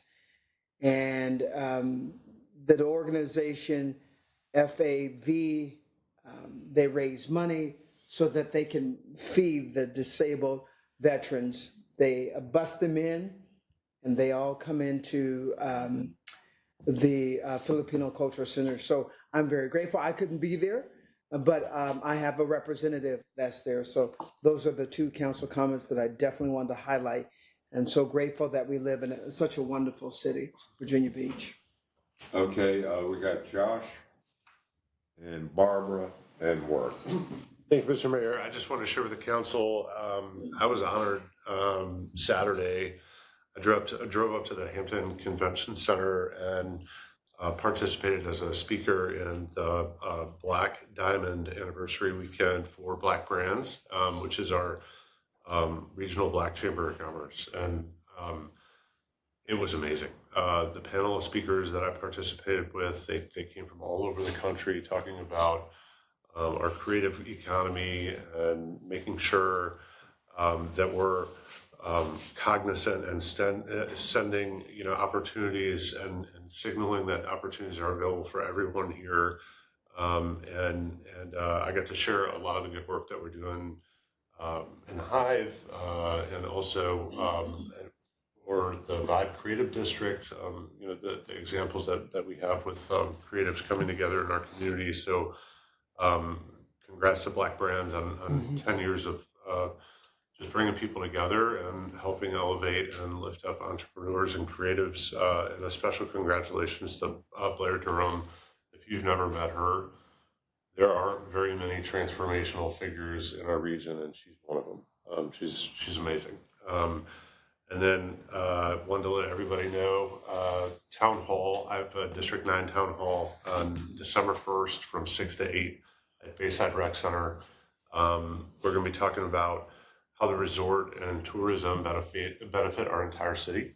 We're going to be talking about the new community arts grants programs and grants to individual artists that we were able to redirect that amusement tax revenue to create that sustainable arts funding, and some traffic safety improvements that are going on right now along the Bayfront. So hope to see it. Barbara? Well, 2 Saturdays ago, we had an annual event down in the southern part of the city, which highlights the agricultural industry, which I have to keep emphasizing is an industry. I wish our economic development folks could have been there to see Plow Day, which is a culmination of this year's crop. As just as the soybeans have been picked, the plows come back and start getting things ready for next year. And if you've never been, you really need to come, because you really need to see what agriculture is all about. So many people look at agriculture and say, well, that's just vacant land waiting to be developed. No, it's land that is very active in a lot of ways because it's producing a crop. Our industry doesn't have to go build buildings. Our industry uses the dirt. And I hope you'll put it on your calendar for next year to get to Plow Day. You've never seen so many different kinds of plows and what they do and the community coming together. It's a fantastic event. And I really hope that it'll be something that you can see one of these times so that you can see what the land really is. It's not empty land doing nothing. It's a major industry for our nation, our state, and our locality. And it's wonderful. And the community coming together, everybody had a great time. It was a perfect day. And I do hope our economic development folks will put it on their calendar next year too, so they can come see what agriculture is really all about. Thank you, Mayor. I just want to make a quick comment. The southern part of the city is one of the reasons why I moved to this city, because I'm from an agricultural area, and I really appreciate every part of that community in our city. It is the fourth leg of our local economy, and I appreciate it. And I'll be there next year. So just, we've already talked about what I call History Day on Saturday, the skirmish at Kemp's Landing. I want to shout out to BB 250 and staff, Mark Reed, for putting that on. Members of the committee led that ceremony. That was engaging day, both Saturday and Sunday. Skirmish, I now know what a skirmish is. That was part of our Revolutionary War. But that was on top of a symposium in Norfolk that I think, Mayor, you attended at the Slover Library. Later that day, I went through for the first time the Adam Keeling House, because a descendant of a slave freed by Adam Keeling as a part of the Revolutionary War, recruited by England, a descendant came back from New Brunswick, Canada, for the first time in that family's life to tour Adam Keeling's house. So, and then later, kudos to Emily LeBeau's and Monica Krosky and Francis Landhouse and the decision of this council to put the money into Francis Landhouse. It's a true gem right on Virginia Beach Boulevard. So I thank you for all of that. I don't know if we're into council comments or not, or initiatives that I got. Go ahead. Yeah, so Bob Pizzini, owner of iFly on Pacific Avenue in the resort, has an adjacent property under contract, and he's asked for me to ask you all to expedite an alternative compliance of a parking lot that he would like to convert this property to on Pacific Avenue. Alternative compliance for that would just be, it would be separate than the current, or different than the current guidelines for zoning and specs for that parking lot. So you'll see it coming forth through planning, but the asking staff to expedite this would mean Planning Commission and Council would hear it in the same month. That's correct. So that's, I ask you all's approval for that to be expedited. Anybody else? Okay, let me just close, and I want to kind of highlight something Jennifer said. We got great people in Virginia Beach that do incredibly good things all the time that deserve the recognition. And, you know, at the Minority Business Council Expo, there was nothing but positive energy there. You know, Anthony Williams, the speaker, was beyond dynamic and on message and everything. And you see a community come together. You know, we're one of the few communities that have a Minority Business Council. And it has, over time, had a seamless continuum of excellence in leadership and participation. And we're not there yet, but we are moving the dial in many, many, many positive ways. And a lot of people are taking advantage of that. And you were talking about the lights. There's another group out there. Jay Archibald is a developer in Chesapeake. And every year he has what they call, he's had it for years, called Kids Cruise. And he rents 15 buses. He gets underprivileged children together at Eddingham Square, and he gives them a $50 voucher to go shopping in Walmart. Then he puts them into buses, and they go to the oceanfront. And over the years, he's been including Virginia Beach schools in this too. I'm just saying, it's a spirit of cooperation, that's out there. And then the other thing with Cash's part, guess what? That's where there's going to be a new Parks After Dark there. And, Jennifer, the program has turned out to be very successful. And I'll tell you what, it is worth the cost and investment in the community to have that. And it was very well received, and I think it's a template, for going forward. Hopefully one day we can get it throughout the whole city, and other cities will emulate that. And then you take a look at the presentation of the Stormwater Task Force that we had, another sterling example of what drives and makes Virginia Beach. And then Rosemary, your idea about certificates for the people that served on boards of commission. I have the privilege of periodically, Monica gives me a pile of thank you things to saying for our volunteers, because if I'm not mistaken, we got something like 11,000 volunteers that really help, everywhere from libraries to ambulances to everything. And I signed some certificates of thanks, 5,000, 10,000, 15,000 hours from time to time. So we'll definitely include them. But I'll tell you what, Virginia Beach is a remarkable city. And Jennifer, you're right, it's the people. Okay? All right, how about the agenda? Yep. Okay. We have a very busy evening ahead of us. Yes, please. I just would like us to consider, if it's possible, I don't even know if it's possible, but we're doing a resolution tonight to honor Admiral Denton. And he has quite a number of family and friends in attendance. And, I suspect that there may be some of the items before that could run long. If there's any way we could do the recognition in advance of some of these other items. If we can get the Malati one and that one done, we can do that right after we do the consent. Well, the thought is, that what we've done in the past is read through the consent agenda, which I imagine they will be on consent. And then as soon as we do the consent and vote on it, then have them come forward. Yeah. and But have even their some of the pictures. public comment things, I think are gonna take. Yeah, I don't think there's, With the public hearings, I don't think we've ever done that before. I think, I appreciate what you're doing, but I think hopefully we have some speakers there and, probably maybe take a half hour, 40 minutes. But once again, I think, what's your thoughts, Patrick, or, Mark? It's the discretion of the council. You would have to do your consent agenda before you did your public hearings, I guess. But Yeah, but we've got I don't things have a on the problem with public, that. Do you, Madam Clerk?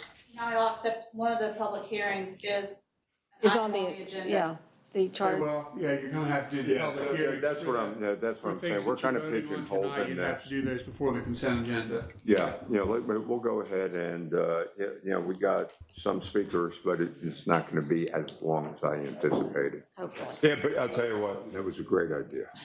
Yeah, it was, I was And we thinking about doing it. understand, Yeah, we understand how you feel. Okay, number one is the charter change on the blue line. There's three alternatives. And number three is pretty much the reason we deferred this, because we took suggestions from Council Lady Henley to include the water and sewer. So if everybody's okay, can we go with alternative three? okay. All right. So in ordinances, Did you have speakers on that, Madam Clerk? Not the public hearing. Okay, all right. We don't have any speakers signed up yet for the agenda item. right, just, Sorry. right, and the public hearing on the other change on the voting system is public hearings too. I think, Bobby, can I have that list? Yeah, we got some, just a couple of speakers on the planning Oh, item. that's on the, right. And so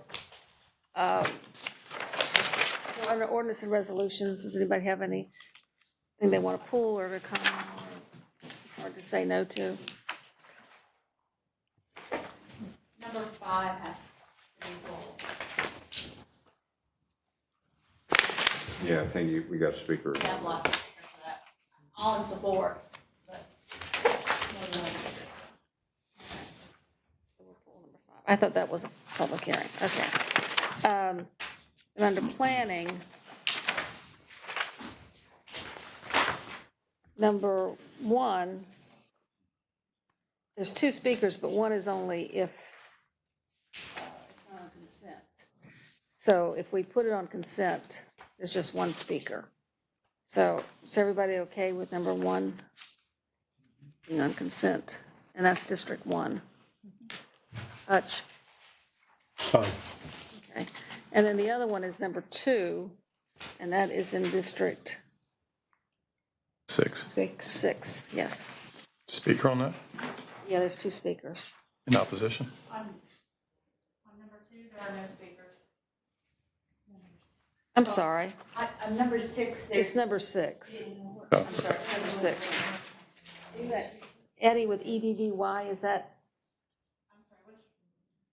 You have EDDY for Eddie, is that the attorney Eddie, or is it Yes, another? Oh, the, okay, I thought you were going about item Single by item. family dwelling. I'm sorry, well, these are the ones that are, For planning. yeah, well, these are the ones that are speakers. Consent. There's, Number 6, it has 1 speaker opposed, and Eddie Burdon is the applicant's attorney. okay, so number 6. So number 6 is, all right, well, let's just go down the list. So number 2 is Consent, please. District 6 consent. Number 3, District 2. That's all right. Consent. Number 4 is District 3. Michael's not here. But I haven't heard anything. Is everybody okay with Demers? Okay, number 5, Way Church, District 8. Okay, now number 6, District 9.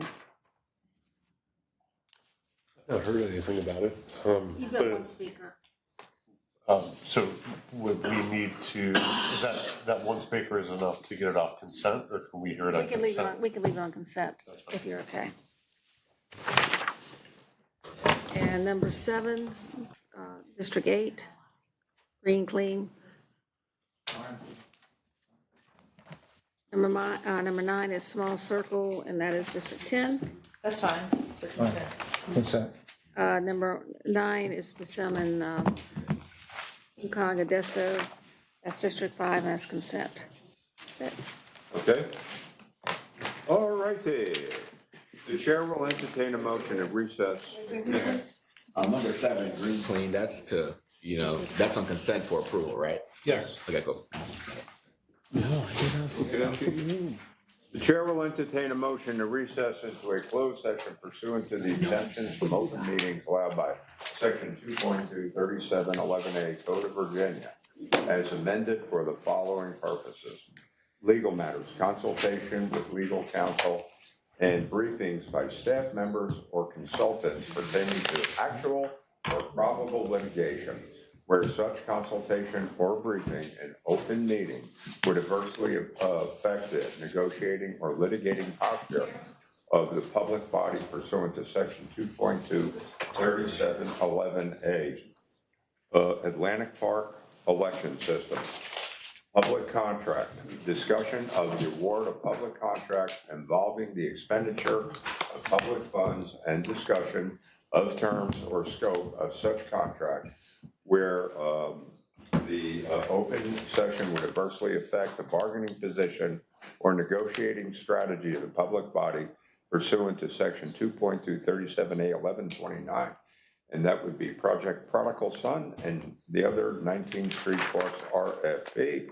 And then publicly held property, discussion or consideration of the acquisition of real property for public purpose or the disposition of public held property where discussion in an open meeting would adversely affect the bargaining position or negotiation strategy of the public body pursuant to section 2.2, 3711A3, District 6, and then personal matters, discussions, considerations, or interviews of prospective candidates for employment, assignment, appointment, promotion, performance, demotion, salaries, disciplining, or resignation of specific public officers, appointees, or employees of any public body pursuant to section 2.2, 3711A1, and that's appointments for council boards, commissions, committees, authorities, agencies, and appointees. I have a motion. So moved. Second.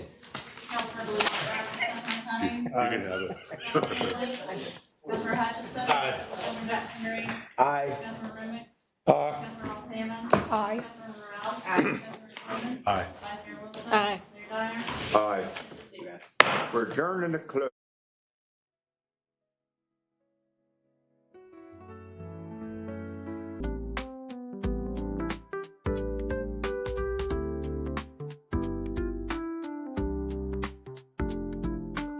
And if you kindly are able to stand for the invocation. All righty. Okay, Heavenly Father, you are always with us and beside us. Be with us this evening as we consider the affairs of our great city. Give us the patience to listen, the wisdom to decide, and the strength to act. Amen. And thank you. I'm going to ask for a moment of silence in honor of all of those who paid the ultimate price to keep our city and nation safe.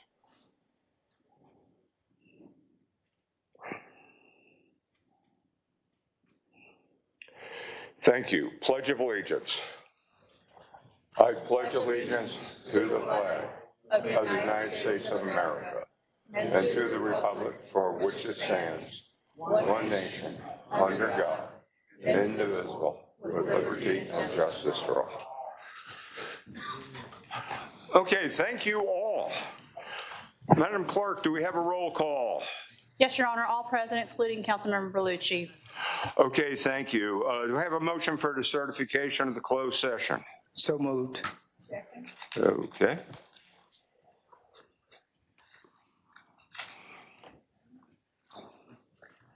The vote is open.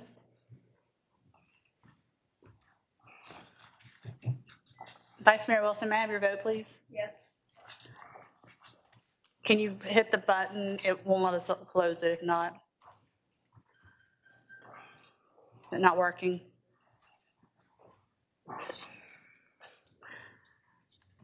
We'll close it. By a vote of 10-0, you certify the closed session to be in accordance with a motion to recess. Okay, thank you. Do we have a motion to approve the informal and formal session of October 21st, 2025? So moved. Mayor, are you doing both sets of minutes?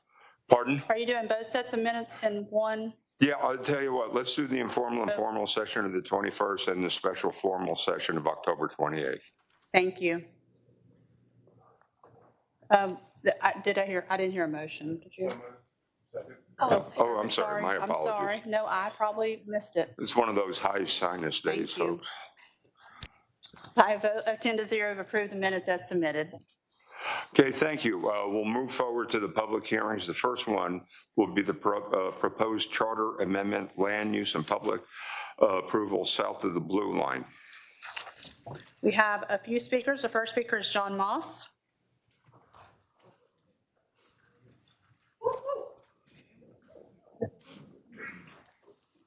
Good evening. It's only my second time on this side of the dais in a long time. Mayor and members of City Council, since City Council on 2 occasions by a supermajority vote of 9-2 has voted to violate the green line by zoning decisions over the objection of the District 2 council member, the agenda items tonight would not preclude those referenced violations being repeated. I do have one friendly amendment for your consideration, one recommended additional ordinance, and a modification to the proposed ordinance for your consideration, and a word of caution.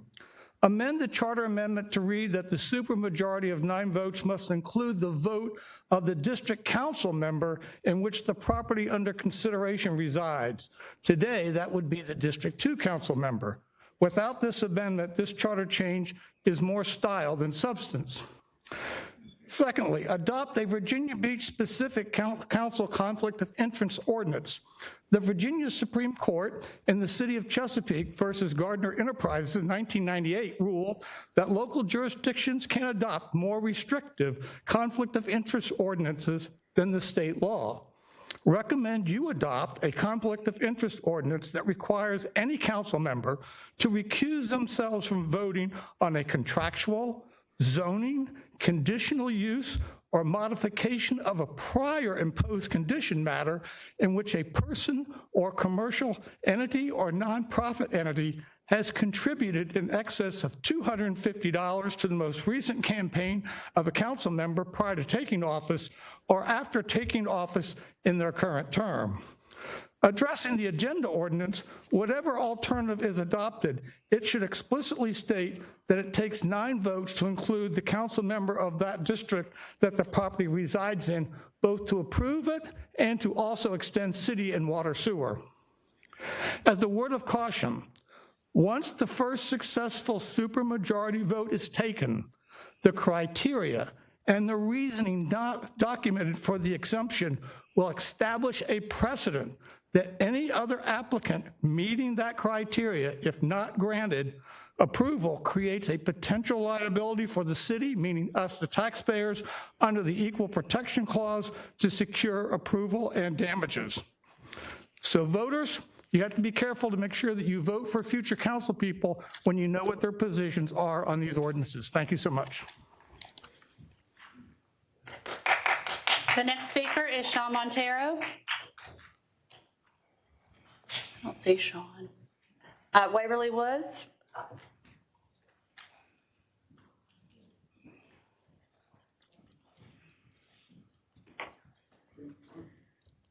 Council members, thank you. Pleasure to meet you here. I recognize all of you and hope you recognize me. I am the chair of the Virginia Beach Tea Party here in Virginia Beach.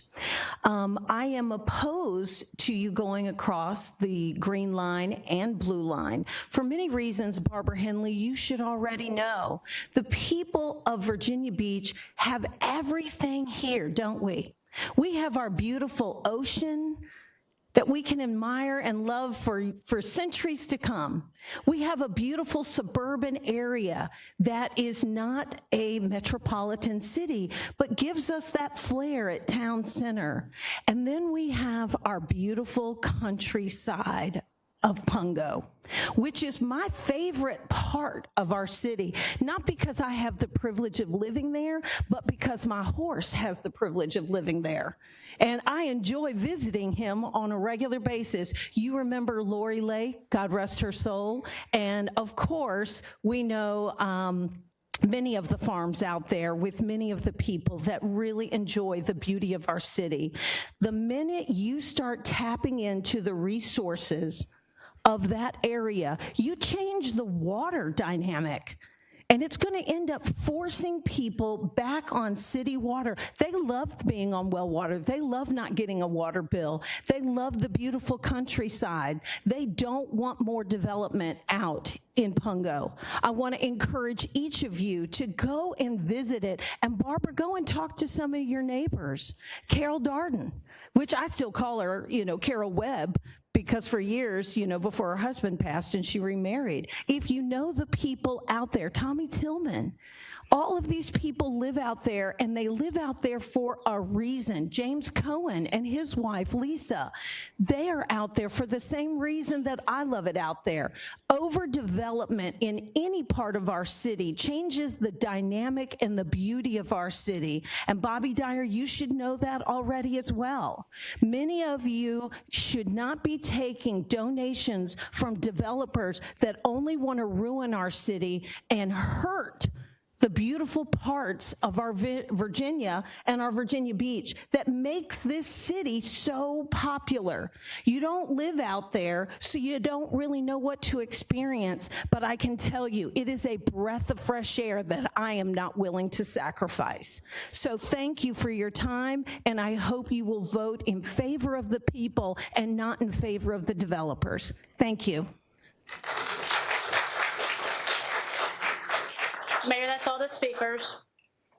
That's all the speakers for that public hearing. Okay, we'll move on to the next one, which is the ordinance to provide living increases to the salaries of mayor and city members of city council. The first speaker is John Moss. The second speaker is Catherine Howell.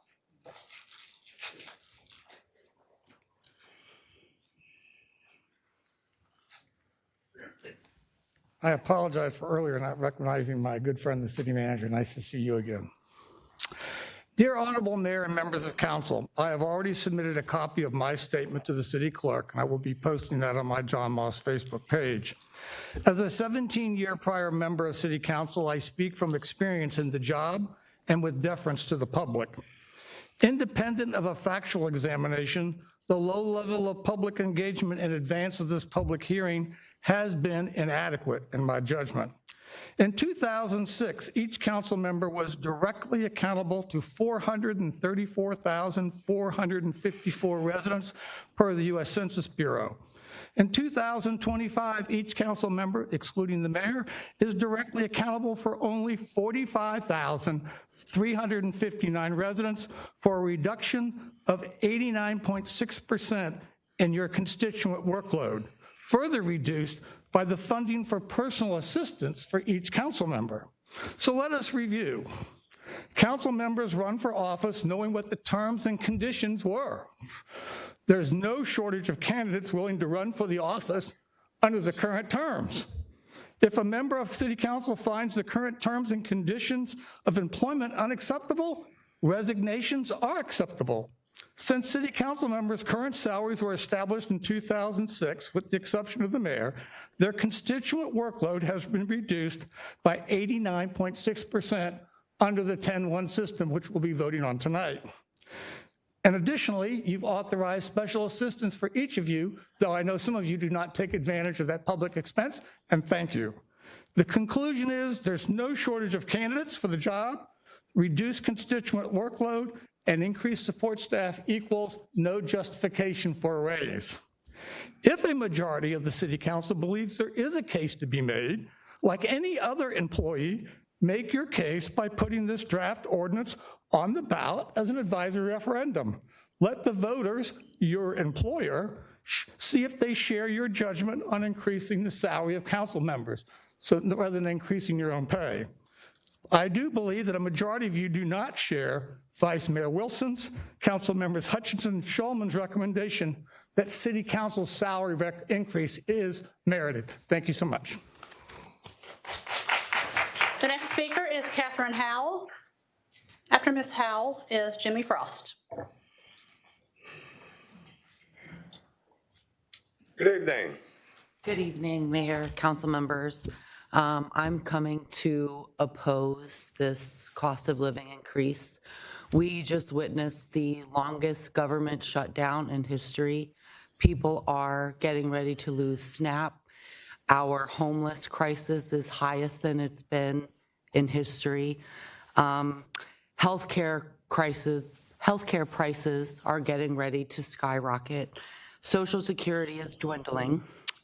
Homelessness is skyrocketing, and among those are veterans, disabled people, and domestic violence survivors. So some of the most vulnerable people in our country, right? And the cost of living is skyrocketed. The inflation rate is incredibly high. So I think that we should probably address some of these issues, these systemic issues that have been happening for decades prior to, giving yourself raises. Thank you very much. Thank you. The next speaker is Jimmy Frost, and after Mr. Frost is Martha Thoreau. Hey, Jimmy. Evening, folks. I did a search on ChatGPT today, and going back as far as 2007, there seems to be a habit of this city council to try and pull a fast one on the voters between the election and Thanksgiving and Christmas when you think we're not watching. In 2008 or 2009, I think it was, John Moss can correct me, they tried to tell us we had to have this executive hotel at the ocean front because it's going to be so important for the pavilion or the dome or whatever they're going to build down there. And then it was an arena that they wanted to build. Oh, we had to have it. We had to get this land. We had to make all these deals on the fly. And thankfully, it was patriots, some of whom were in this office, that stood up and fought back.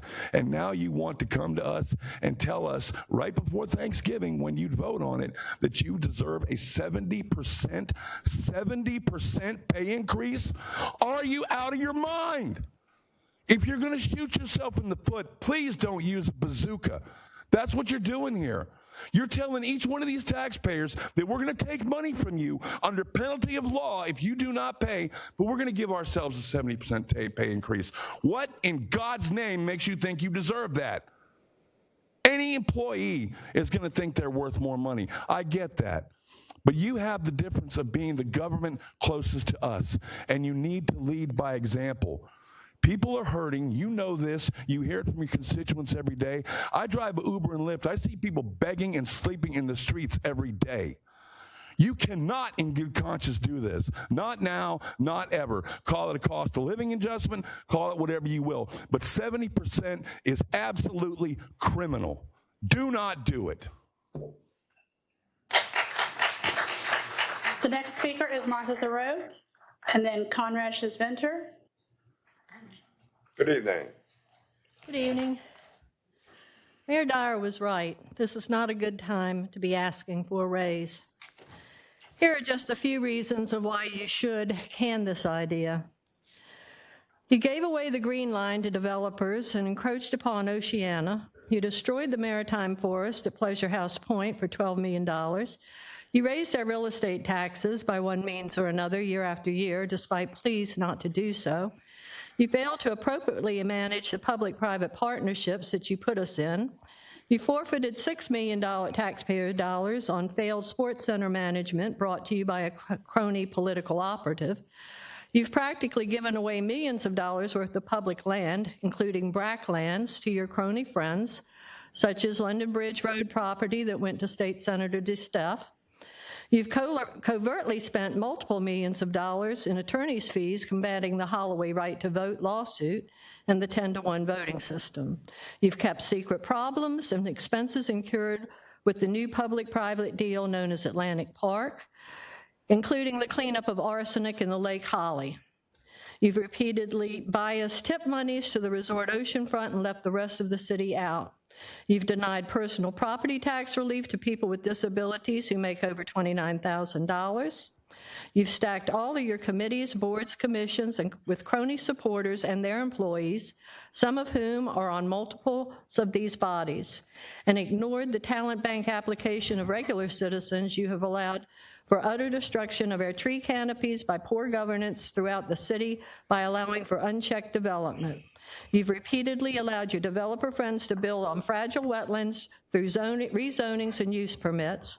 Your repeated refusal to honor the council commitment on the stormwater resolution of September 2021, and more. 3 minutes is not enough time.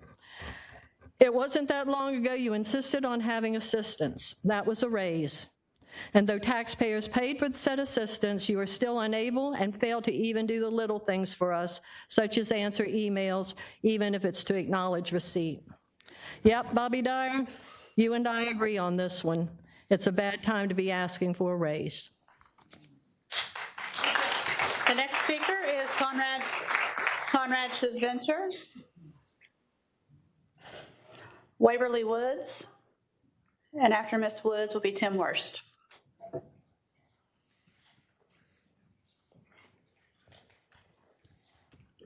Well, good evening again. Thank you for at least hearing us at this opportunity. Again, my name is Waverly Woods. I am the chair of the Virginia Beach Tea Party. First and foremost, I want to thank each of you personally that have been public, Stacy and Bobby, for saying you are opposed to the pay raise. Literally, T stands for taxed enough already. I encourage you to come to our meetings and learn really what that's all about. In my private sector job, I work a lot with private businesses, small businesses, which make 75% of our country's economic development. 75%. And they are struggling. The economy is not turned around. Gas is back up to over $3 a gallon. They can't afford eggs unless they go to Carol Darden's place where she gives them away free half the time. And that's out in Bungo. They are struggling. They can't even buy unprocessed milk because of legislation that's been put through. I'm telling you, this is bad all the way around. Your timing is off, and your lack of consideration for the people out here. Think about all the money you've been given from these donors. If you want to make a trade that you'll stop taking over $50,000 in campaign donations, you can have your pay raise. But considering what I've seen on everyone's donations, I encourage everyone in this audience and listening that VirginiaPublicAccessProject.org is our friend, and it exposes all of your donations. And it tells us you may be living off of their donations and you really don't need a pay raise. Think about that. I want to encourage you to hold the line and think about the people that really make this city function. And listen to them, because we are taxed enough already. Thank you. The next speaker is Tim Worst. And after Mr. Worst, we have 2 WebEx speakers. Hey, Tim, welcome. Good evening, sir. My name is Tim Worst, and I live here in Virginia Beach for most of my life, and I have no intentions for running for city council for anything that I say. I am here tonight in my opinion, for disapproval of City Council giving themselves a raise. Like was said before, and we just had one of the longest government closures, and now you're saying we need a raise. That timing is horrible, and just to hear that with your own ears, I'm voting to give myself a raise. Where does that happen? It's ridiculous. For a reality check, I think you should ask the citizens of Virginia Beach, should we get a raise? I'd love to see that poll. I'd love to see the poll answers on should City Council get a raise. Affordability is the #1 topic. There's an article in Wavy today about how we're one of the cities that cost the most to raise children. And people on this council are asking, most of you are asking, to get a raise. New people just recently elected, you knew what the salary was when you wanted to get elected. I can appreciate that from when I ran for city council. I would have done this job for a lot less. Because just as Bobby said, and probably a couple of you other folks, it's about serving the people of Virginia Beach. It's not about the money that you get paid to do it. Certainly you deserve some money, but it's not about the money. It's about the people you're serving. You're spending money like we have it to burn. First, we have Pharrell World, the wave pool. We're losing $1 million at the convention center. I'm sorry, I think somebody mentioned that. $500,000 at the sports center. And again, about the wave pool, I just can't get over the fact that we, the citizens, paid $140 million for somebody's idea. An idea that no bank ever wanted to get in front of it and fund. Thank you to Stacy and to Bobby for acknowledging now that it's not the time for a raise. Thank you for Josh for answering my emails and texting and calling. I appreciate that greatly. For a raise, and somebody else just said about the assistance you have, I get less replies from emails now than ever. And now you have assistance. Lastly, thank you. Thank you for serving on the city council. Thank you for doing your job for this great city. Thank you. Thanks, Ed. We have 2 WebEx speakers. The first WebEx speaker is Kim Mayo. Ms. Mayo, you are unmuted and may begin.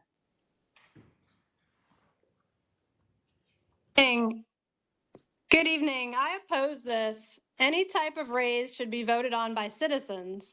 Politicians should never be voting on a pay raise for themselves. We have a good school board. They are all public servants, but our city council is unfortunately not well regarded by many informed, intelligent citizens. There may be some good individual members on the dais tonight, but you are not a good team. My District 9 Councilman Josh Schulman pushing the pay raise is a pro-developer, wealthy lawyer. Nothing wrong with having a lot of money, but it's classless for someone who doesn't need it to try to grab more. City councilmen who can run to be reelected stand to benefit directly. Don't let them tell you this is all about altruism. Josh Schulman and Vice Mayor are out of touch with our working class constituents, teachers, and students, asking them to support your increase while they're already burdened. Good performance should be rewarded with higher pay. This city council did the unthinkable. They destroyed our Pleasure House Point and squandered $12 million of our tax dollars. Michael Berlucci and Mr. Schulman need to be investigated as members of the Pleasure House Point Working Group. We greatly appreciate the media and all who support our federal lawsuit. In conclusion, given your collective performance and the current economic climate does not merit any pay increase. Thank you. All right. The next and last WebEx speaker is Sally Ward. Ms. Ward, you are unmuted and may begin. Thank you. Council members, I share the concerns expressed by previous speakers and want to raise a critical question. How do you plan to fund a 71% increase for a part-time position? Residents already pay sales tax to both city and state, and we've seen property taxes increase, even if it was presented as a red herring decline in rate with an increase in our home values. On top of that, insurance costs are up and inflation continues to squeeze families. The standard raise for most positions is 2 to 3%, and nothing the council does warrants a 71% increase. Public service should be about commitment, not compensation. The argument that low salaries deter candidates is not convincing. People run for office to serve their community, not to earn a corporate level paycheck. I've also heard the claim that this raise won't benefit current members because it doesn't take effect until 2027. But whether that benefits you personally or not, it still needs to be funded, and that funding will come from taxpayers who are already overburdened. Frankly, this raise feels undeserved when the council continues to prioritize vanity projects and overdevelopment, especially at the oceanfront, and while ignoring the needs of everyday residents. Millions are spent on projects that cater to celebrities or deep pocket donors, while basic affordability for families is overlooked. These decisions do not reflect the priorities of the people who live and work here. I work for a nonprofit, and my husband serves in the military. Costs are skyrocketing for families like ours. Even suggesting an increase at this time is tone deaf. If you believe your current pay is insufficient, then perhaps it's time to reevaluate your reasons for running for public service position. City Council should be looking for ways to make our community more affordable, lowering taxes and reducing costs, not looking for ways to line your pocket. I urge the Council to explain clearly how this raise will be funded without further burdening taxpayers, and to reconsider this decision in favor of fiscal responsibility and restoring public trust. Thank you. Mayor, that's all the speakers for that public hearing. Okay, thank you. Moving on to public hearing number 3, Virginia Beach Public Schools Operating Budget and Capital Improvement Program CIP amendments. There are no speakers, sir. Okay, number 4, acquisition by agreement or condemnation for Shore Drive Pedestrian Improvements Project CIP 100383001. There are no speakers, sir. And finally, lease of city property at 912 Princess Anne Road to the Senior Resource Center and corporate. No speakers. No speakers. Okay, consent agenda. There's a couple of Do we have one speaker items? Yes, Mayor, on number 6, Kim Mayo is the only individual signed up to speak for planning number 6. Would you like me to call her? And she's participating by Yeah, let me go ahead and read the speaker policy first. Okay, yes, sir. I want to remind everyone that the City Council speaker policy that allows certain representatives of a group to speak for 10 minutes applies only to planning items. All other speakers, whether speaking individually or on behalf of a group, will have up to 3 minutes to speak on a single item. Speakers are reminded that comments during the formal session of the meeting must be limited to the subject of the item that is being considered by council at the time you are called. For items placed on the consent agenda, a speaker will have up to 3 minutes to address any single item. If a speaker wishes to address multiple consent agenda items, the speaker will have a cumulative time of 6 minutes to address those items. Again, the speaker must limit his or her comments to the subject matter of the items they have signed to address. And finally, I call upon all speakers and all persons in the chamber to be civil in their discussion and decorum. Whatever views you hold and wish to express, the City Council wants to hear from you and to ensure that all viewpoints and all persons are respected. The best way to do this is for us to strive for civility and respect. You can call the speaker now. Kim Mayo is participating by WebEx, and this is for planning item number 6, Brickell LLC. Ms. Mayo, you are unmuted and may begin.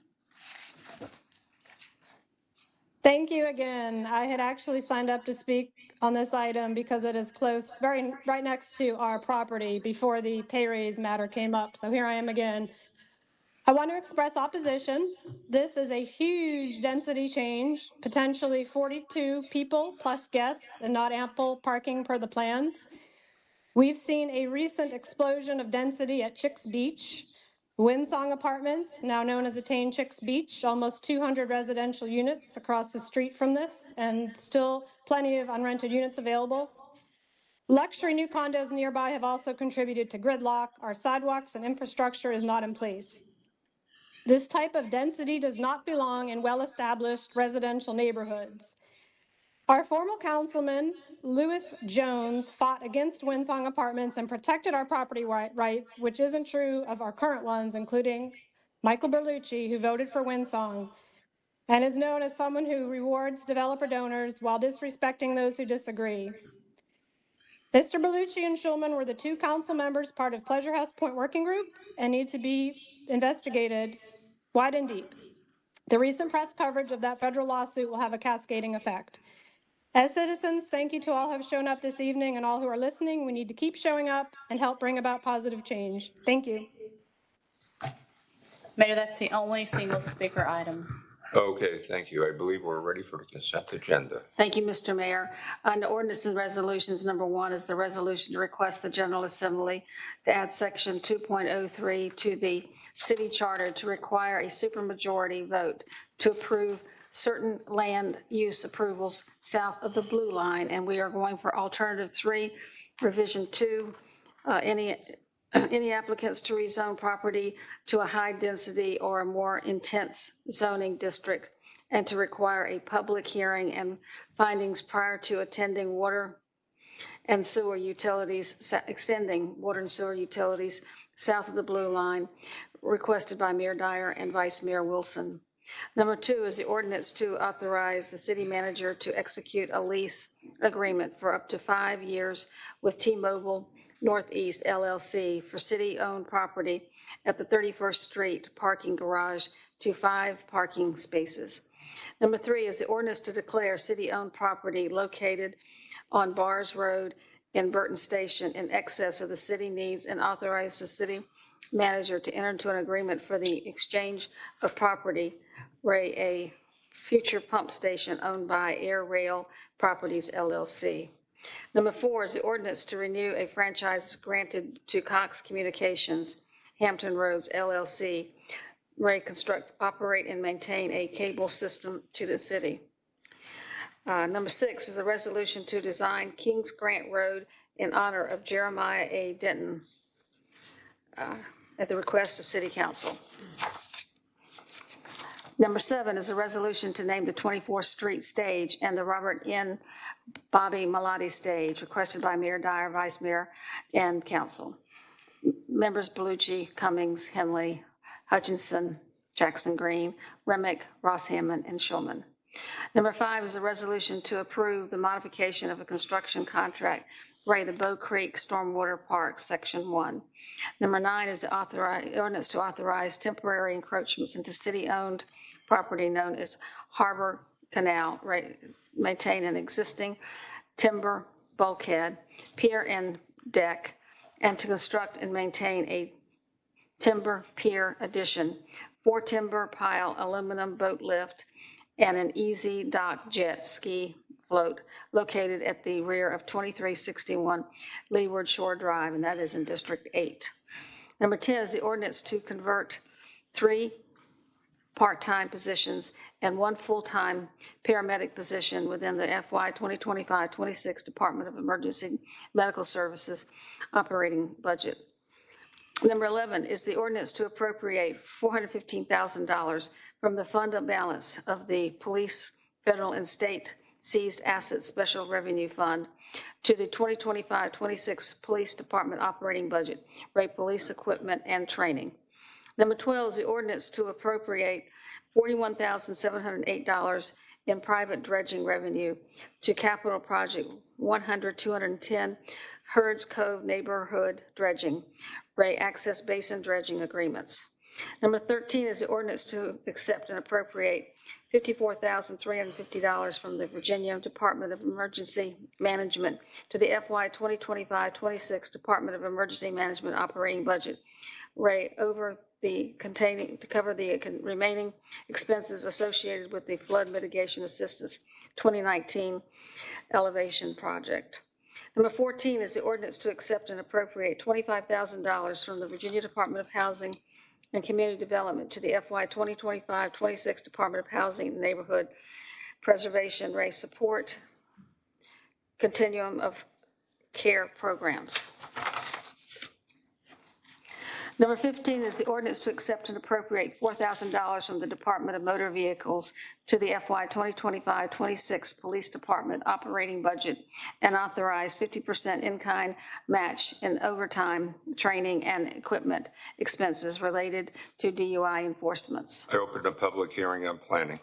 Number 1 is the John M. Knuckles for a change in the nonconformity re-expansion to an existing single-family dwelling at 1029 Hillview Boulevard, and that is in District 1. Number 2 is Amanda Linhart, Jane R., and Winthrop A. Short Jr. for a change in nonconforming re-expansion to an existing single-family dwelling at 203 75th Street, and that is in District 6. Number 3 is Catholic Diocese of Richmond for a modification of conditions to a conditional use permit, the cemetery for 2 parcels directly east of 3168 Indian River Road, and that is in District 2. Number 4, Seaford FS LLC for modification to a conditional use permit, a mini warehouse at 772 Lord Dunmore Drive, and that is in District 3. Number 5 is Wave Church for a modification of conditions to a conditional use permit, religious use at 1000 North Great Neck Road, and that is in District 8. Number 6 is Brickell LLC, Alton Neal Edward Jr. and et al. For a conditional change of zoning from R7.5 residential district to conditional A12 apartment district, construction of 7 condominium units at 2421 Pleasure House Road, and that is in District 9. Number 7, Green Clean Holdings, LLC, Joe Pertucci, Granite Peak Property Investment, LP, and NG20 LP for conditional use permit, car wash facility at 1373 North Great Neck Road, and that is in District 8. Number 8 is a Small Circle Tattoo, Vis Corp for a conditional use permit, tattoo parlor, and 979 Chimney Hill Shop Center, Unit 103, District 10. Number 9 is Basim O and Mukong Adesso for a conditional use permit, short-term rentals for 303 Atlantic Avenue, Suite 1002, and that is in District 5. Move for approval. Okay, do we have a second? Second. Any discussion? Barbara? I am going to vote to approve the alternative version of the proposal to change the charter to help protect the blue line, since it does include this portion which I had asked for that makes the extension of water and sewer utilities south of the blue line difficult. But I have still been concerned because it does open a path for development below the blue line, which does not exist now. And so that does still give me a problem. But I very much like Mr. Moss's proposal tonight, and this is the first I'd heard of it, which I think makes that work. And that is that the district representative must be in favor of the change.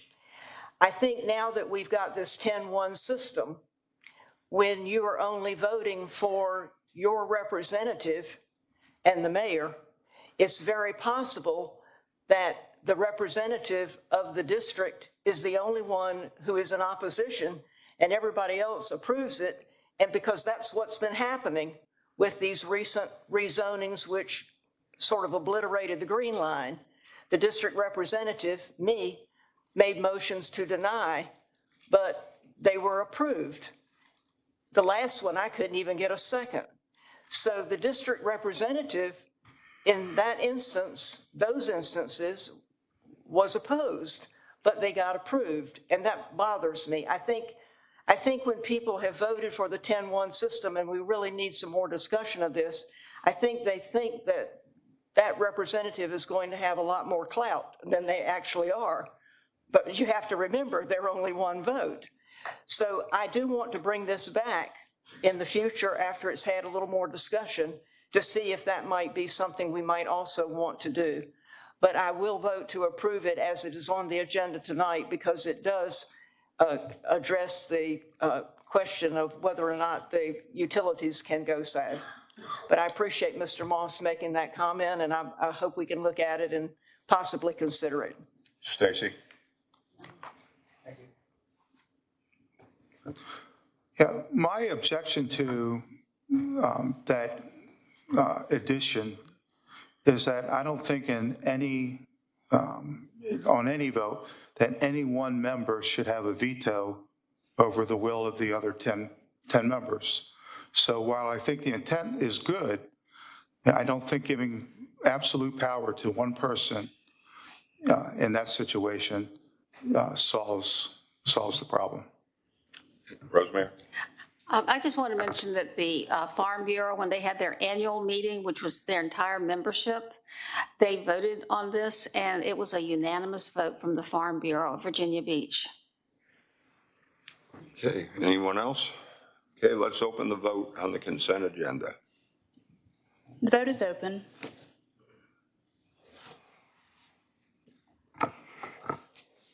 By a vote of 10 to 0, you approve the consent agenda as read by Vice Mayor Wilson. My friends, we have a special night tonight. Virginia Beach is a city of heroes. When you think about our military presence, our public safety, but there are people that live among us that are also heroes that deserve recognition. Tonight, we passed the consent agenda, and now we have a couple resolutions that we're going to read and honor the families and friends of some of the people that make Virginia Beach the great city that it is. Eva, come on up. Nothing like putting you on the spot, huh? Eva Malati.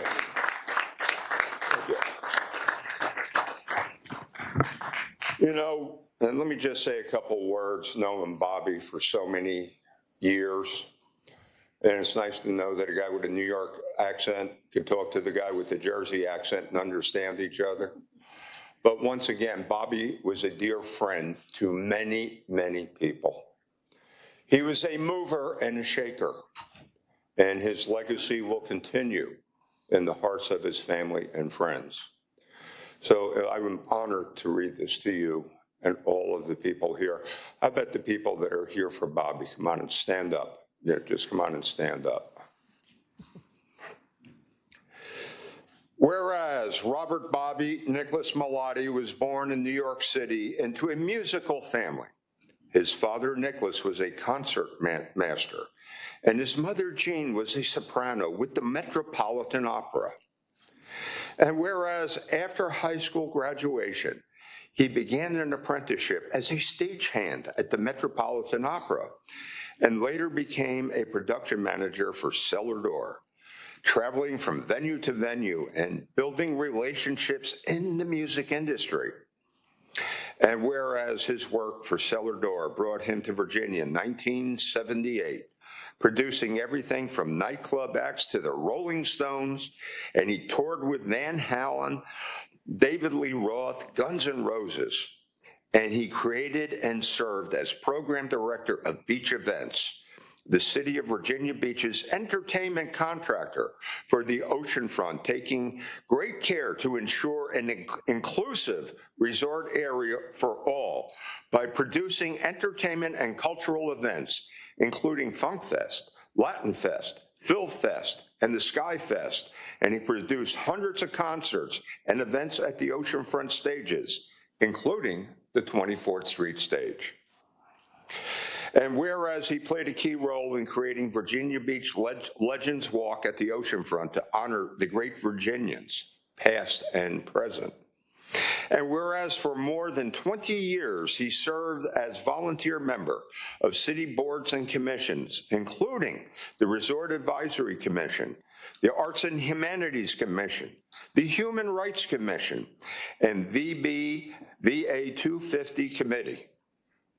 And whereas he strongly valued education, earning both bachelor's and master's degrees from Old Dominion University He served with distinction as an elected member of the Virginia Beach School Board, and he supported scholarships for promising young artists, including Rufus Melati Jr. Scholarship for graduates of the Visual and Performing Arts Academy at Salem High School. And whereas he received numerous awards and recognitions for his support of the arts at our city, including 2 Human Rights Awards and the Bobby Melati Attractions and Entertainment Award, an annual award named to honor that is presented as part of the Convention and Visitors Bureau National Travel and Tourism Week celebration. And whereas he was a friend, mentor, and guiding light to many, and his tireless dedication to public service, education, and civic engagement has enriched our city and our lives for so many. And whereas the City Council desires to acknowledge Bobby Melati's extraordinary contributions to the city by naming the 24th Street stage in his honor, therefore be resolved that this entire City Council of Virginia Beach designates the 24th Street stage and shall be henceforth known as the Robert Bobby Melati Stage, given by the Council of the City of Virginia Beach on the 18th day of November 2025. And we pass this resolution.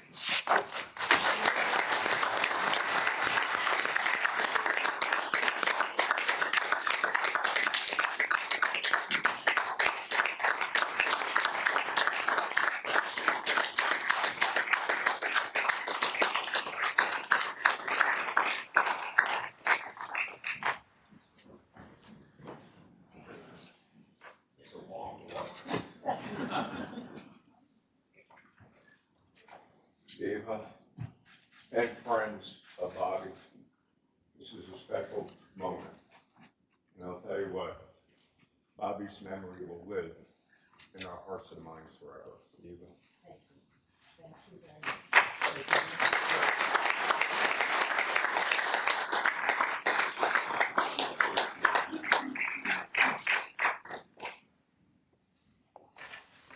Thank you. No one loved his city like Bobby loved Virginia Beach. Dating him while he was trying to create for the city was a challenge because I realized early on it was like having a tiger by the tail. He had a master blaster that he would attend every single fireworks to make sure he captured a 9 or 10-year-old child right before the fireworks display were to go off, just to watch a child push a button and think he or she started the fireworks. He was also somebody who enjoyed civic duty, school board duty, family duty, entertainment duty. He was a Renaissance man. But he loved all of you, and even if he didn't agree with you, he enjoyed the differences that made the city so interesting. He understood how to compromise. He understood how to negotiate, and much to my chagrin and his, he's got a granddaughter who inherited that goal and that talent, and she uses it frequently. In his later years, because I only met him when he was 53, he had already created a lot of the magic that the city was enjoying. And I got to jump on that train and watch that through its fruition as he developed and grew and aged with the city. And I just want to tell you how much he would appreciate this honor and how well-deserved I think it is. He would disagree because he was humble and had a lot of humility by nature. But I cannot tell you how much and how touched I am that you have unanimously agreed to dedicate something so special to him. Thank you from the bottom of my heart. Yeah, and Eva, You know, as I told you before, when springtime starts to roll around and the 24th Street stage starts getting active, we're going to have a formal unveiling ceremony. And folks, you're all invited because that's the way Bobby would want it. Thank you. Thank you. Thank you very much. And Stacy Cummings, you have another local hero to honor. Thank you, Mr. Mayor. If I could get Jerry Denton to please come forward.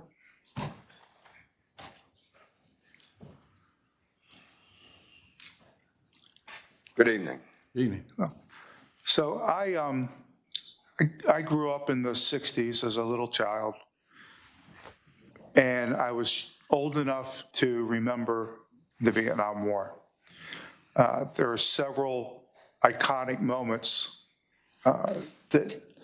that I do remember, but one of the most special moments I recall was watching Walter Cronkite one night and seeing a newsreel of one of the prisoners of war using Morse code to type out the word torture.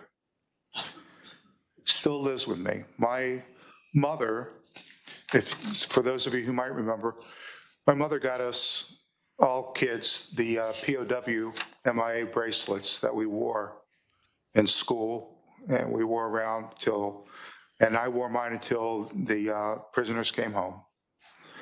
I don't know what happened to it today, but for several years I wore it every day. And several months ago, I was at a Kings Grant Civic League meeting where I met Steve Nimitz, who shared the story of Admiral Jeremiah Denton with the people that were there that night. And it seriously brought a tear to my eye and made me reflect on that time and on the heroes that served our country, and gave me a true appreciation. I was able to put a name with that memory that will live with me forever now. So I'd like to read this resolution in his honor. Whereas Jeremiah Denton Jr. was distinguished graduate of the wartime accelerated class of 1947 at United States Naval Academy, graduating in June 1946 alongside notable classmates including future President Jimmy Carter, Admiral Stansfield Turner, and Admiral James Stockdale. And whereas following his graduation, Jeremiah Denton earned his wings as a United States naval aviator, serving with valor and distinction throughout his naval career, including his assignment to Attack Squadron 42, based at Naval Air Station Oceana in September 1961. And whereas at that time, he built a home in Kings Grant neighborhood of Virginia Beach, where his family lived while he served in the Navy. And whereas in July 1965, while leading a bombing raid of 28 jets over North Vietnam from the USS Independence in the Tonkin Gulf, Commander Denton's A-6 intruder was shot down. He was captured and endured 7 years and 7 months as a prisoner of war in Hanoi, during which time he suffered prolonged torture, including 4 years of solitary confinement, 2 of which were in the infamous Alcatraz prison camp. And whereas during his captivity, Commander Denton exhibited extraordinary courage and leadership, famously resisting enemy propaganda efforts by blinking the words torture in Morse code during a televised interview, providing the first confirmation to U.S. officials that American POWs were being mistreated. And whereas upon his release in 1973, he was the first to step off the plane at Clark Air Force Base in the Philippines, where he addressed the nation with the words that moved millions, expressing his gratitude and ending with a heartfelt, God bless America, and a crisp salute to the flag. And whereas he returned to Hampton Roads for treatment at Portsmouth Naval Hospital and later served as Commandant of the Armed Forces Staff College in Norfolk, Virginia, retiring from the Navy in 1977. And whereas for his valor, leadership, and service, Admiral Denton was awarded numerous decorations, including the Navy Cross, 3 Silver Stars, 5 Bronze Stars, the Purple Heart twice, the Distinguished Flying Cross, the Defense Distinguished Service Medal, and the Navy Distinguished Service Medal, and others, all of which are represented in a shadow box now proudly displayed in his son's law office in Virginia Beach. And whereas his wife, the late Jane Denton, was a tireless and courageous advocate for American POWs and their families, co-founding the National League of Families of Prisoners of War and Missing in Action, work that was instrumental in promoting humane treatment and securing the release of American service members. And whereas after retiring from active duty, Jeremiah Denton returned to his native Alabama and continued his service to the nation as the United States Senator. And whereas upon his passing in 2014, Senator Denton was honored with a memorial service in the Kings Grant community of Virginia Beach, where his family were original residents, and was laid to rest in full honors at Arlington National Cemetery.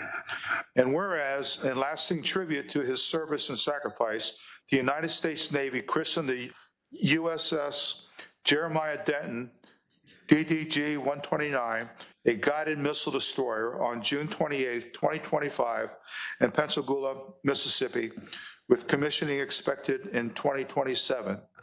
And whereas that the City Council honors his life, courage, and patriotism of the late Admiral and Senator Jeremiah Denton Jr., a true American hero whose legacy of service, sacrifice, and steadfast dedication to his country continues to inspire generations of Americans. Now, therefore, be it resolved that the City Council hereby designates Kings Grant Road in honor of Jeremiah A. Denton Jr., and hereby directs the city manager to cause signage in honor of Admiral Denton to be erected at Kings Grant Road. Adopted by the City Council of the City of Virginia Beach, Virginia, the 18th day of November, 2025, and presented this resolution duly signed by each member of the Virginia Beach City Council.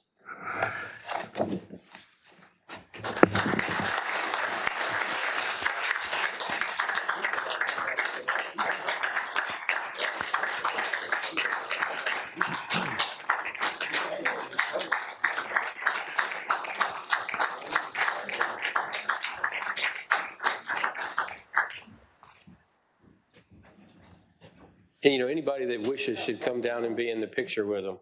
So if you can get your family up here, your family, friends, or Greg always loves big group birthdays.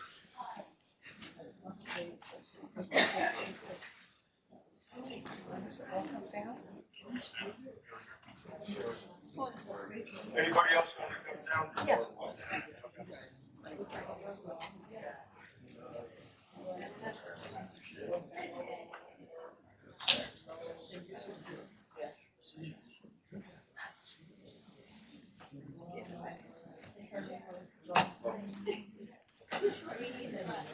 Yeah, I think we need to bring everybody down. Now if we move. Not down a little bit more, folks. Just back a little bit. Jerry, I'm coming down.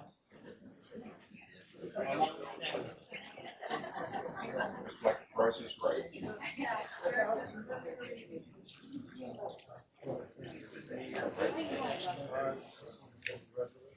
Okay.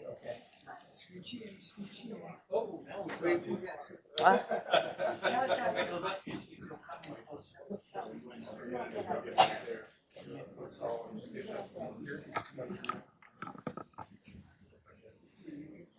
Shameless photo op. shameless. We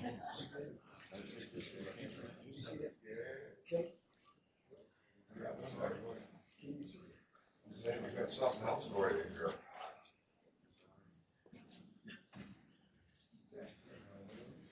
Here we go. Beautiful. We'll be busting up there. Wow, that's fantastic. Okay, look, right here, please. Okay, here, right here, please.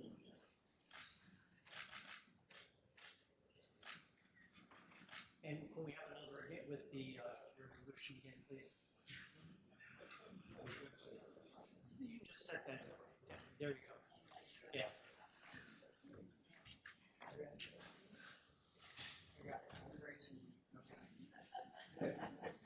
He's not going anywhere.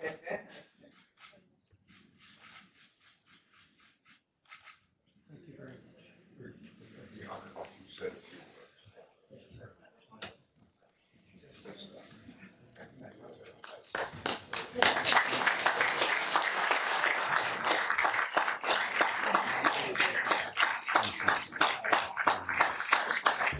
Thank you.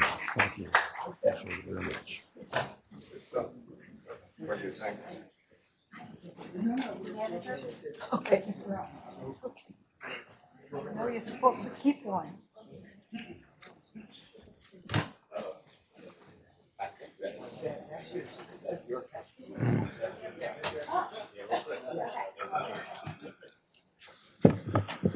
All right, Mr. Denton, and we, again, once the spring hits and the flowers bloom, we'll get out there and we'll have a ceremony where we'll post that sign up and get the neighbors out. Well, this is a wonderful tribute.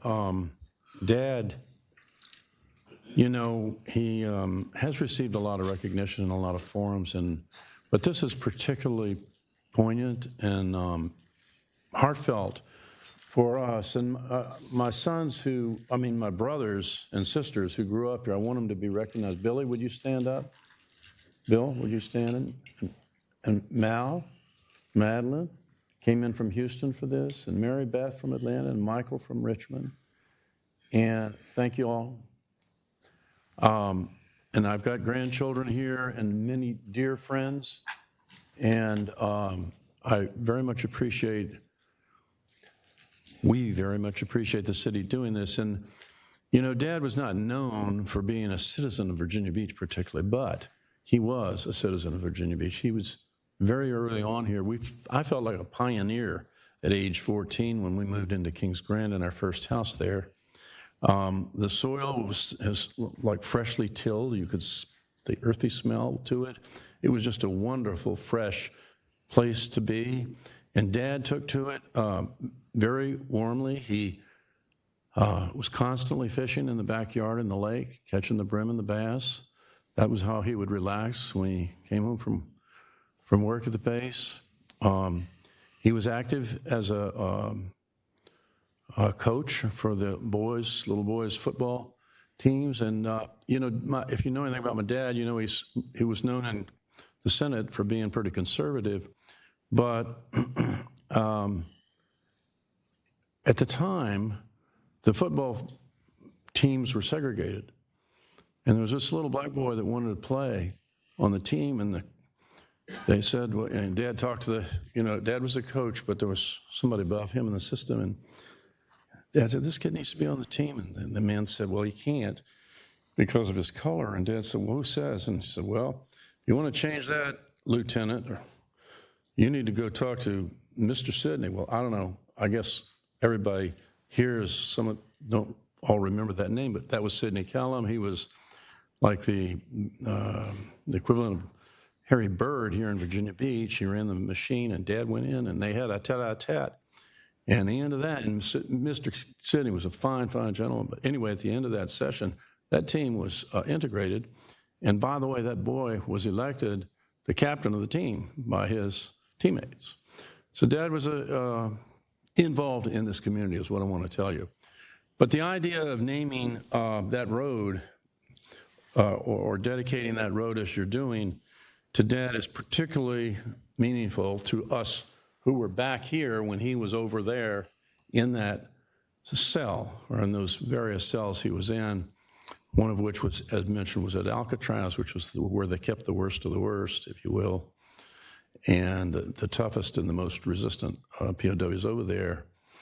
And, you know, it was in Kings Grant, 100 yards from Kings Grant Road, where we learned he was shot down. We were very fortunate amongst the POW families because within about a week, we also learned that he was not dead, that they had taken him prisoner, and his rank was high enough as a commander at that time that they were proud of the fact that they had somebody that senior. And so they published his picture along with Bill Schutte, his bombardier navigator. So we knew at that moment, when that picture had been taken, that he was alive.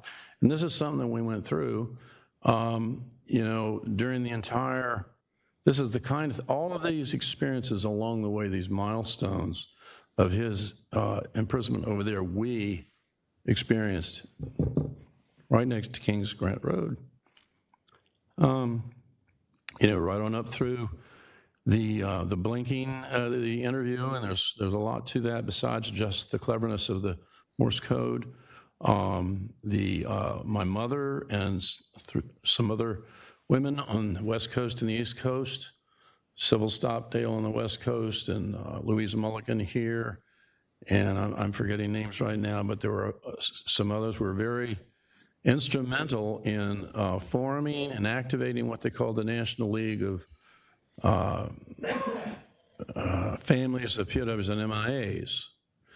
And they basically advocated in Washington, but also in Richmond and other places.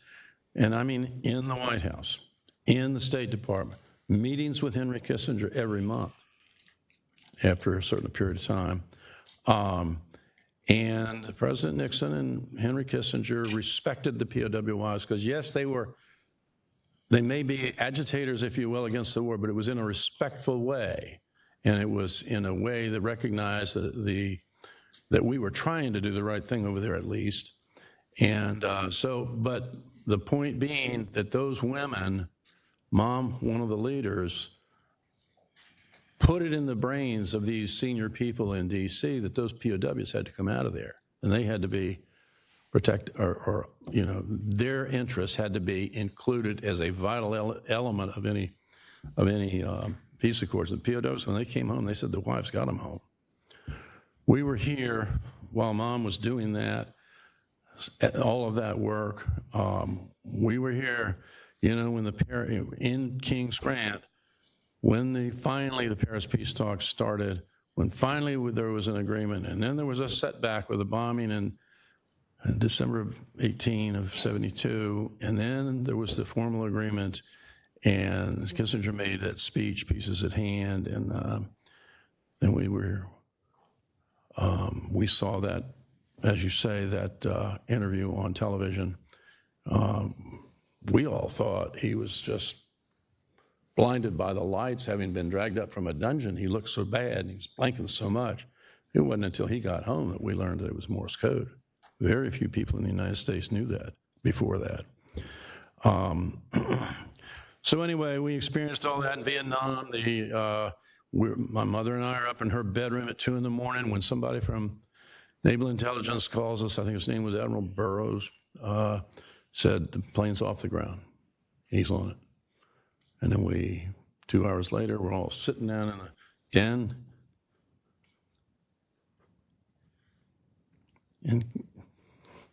And he gets off that plane, really, because they didn't feed him anything, so he really looked good, actually.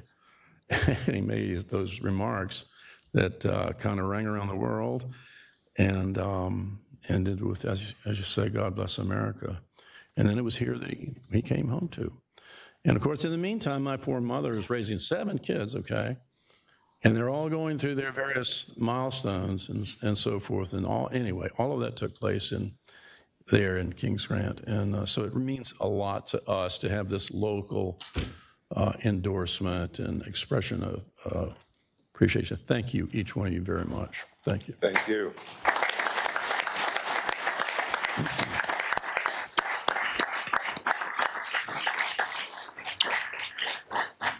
We can be sure of one thing: Virginia Beach is indeed a city of heroes. Thank you all, and God bless you for coming. Thank you.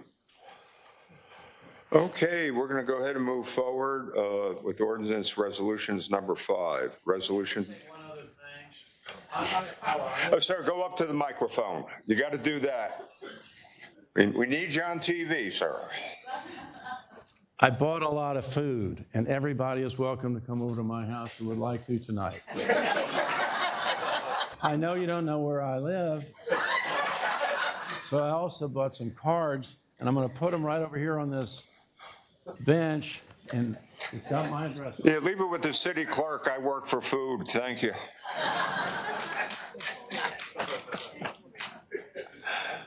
All right, thank you. Okay, we're going to move on to the resolution to join the voters in support of the charter amendment to reflect the 10-1 method of elections for members of City Council, requested by Dyer, Cummings, Hutchinson, Remick, Ross Hammond, Rouse, and Schulman. But let's just wait a minute or two to clear the room.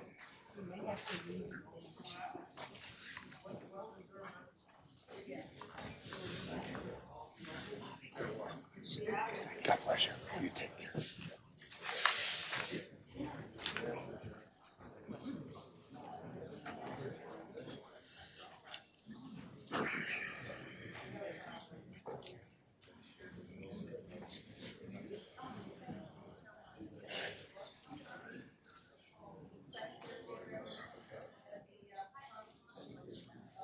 Mayor, you let me know when you're ready. Yeah, let's just give it one more minute and I'll do a reread.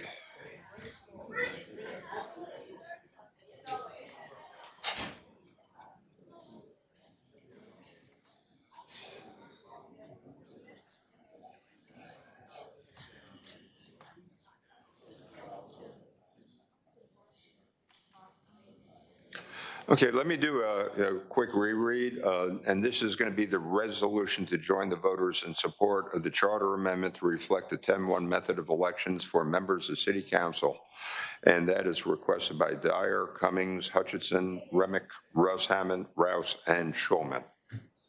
The first speaker is John Moss. After Mr. Moss will be Janet Burns.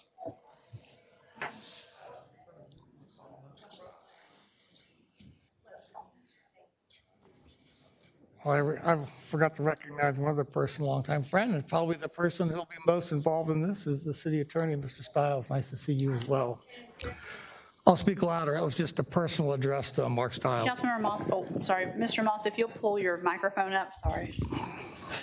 Mayor and members of council, tonight we are one step closer to amending the city charter to codify the 10-1 district election system for the city council and the school board. Your prompt action on the will of the people, independent of your individual positions, is commendable. Beach residents are fortunate that their representatives in the House of Delegates and the State Senate will be quickly moving this amendment forward in the General Assembly for the governor's signature. But Beach residents do need to be educated by the City Council on what is next with our litigation in the Holloway case in the Federal District Court under Judge Raymond Jackson, as well as the parallel process to develop the implementation plan for this charter amendment to comply with the Virginia Voting Rights Act of 2021. There are a lot of questions, not all of which are in the wheelhouse of this body. For example, city council and school board candidates usually start collecting signatures to get on the ballot starting this coming January, but there are no legally established 10 districts as of now. I have previously shared an alternative to draw the boundaries for the 10-1 election system approved by a majority of the voters, an alternative that puts the drawing of districts out of the hands of this body. And instead, much like juries who can convict people and find them guilty and send them in life imprisonment, to select 12 people at random from our 12 single zip code districts, with the chair being a non-voting member, which would give you 11 members and give them the task of drawing the districts. I think that will serve us well, and I look forward to the potential of the 10-1 election system to dislodge the undue influence of money special interest over this body being realized over several future district election cycles. Thank you so much for your time and attention. The next speaker is Janet Burns. And then Eddie Say. Good evening. Good evening, Mayor Dyer, Vice Mayor Wilson, and members of council. Pull the mic down a little bit. There we go. I'm a little short. Thank you. My name is Janet Burns. I'm a resident of District 4 and a supporter of 10-1. I stand before you today urging you to recognize and honor the will of the people regarding the 10-1 charter. The referendum results are clear, and the majority of the citizens are in favor of 10-1. To the council members who have not joined the resolution in supporting a charter amendment to to reflect a 10-1 method of elections, this is your opportunity to show the citizens of Virginia Beach that their voices have been heard and that they matter. The city has spent millions of taxpayer dollars fighting against legal proceedings, funding the UVA independent review and referendum. Let's end it now. I'm requesting for the council to reach a unanimous decision to submit a charter amendment in support of the 10-1 system to the General Assembly. Thank you for your time and your consideration. Thank you for coming. The next speaker is Eddie C., and then Martha Thoreau.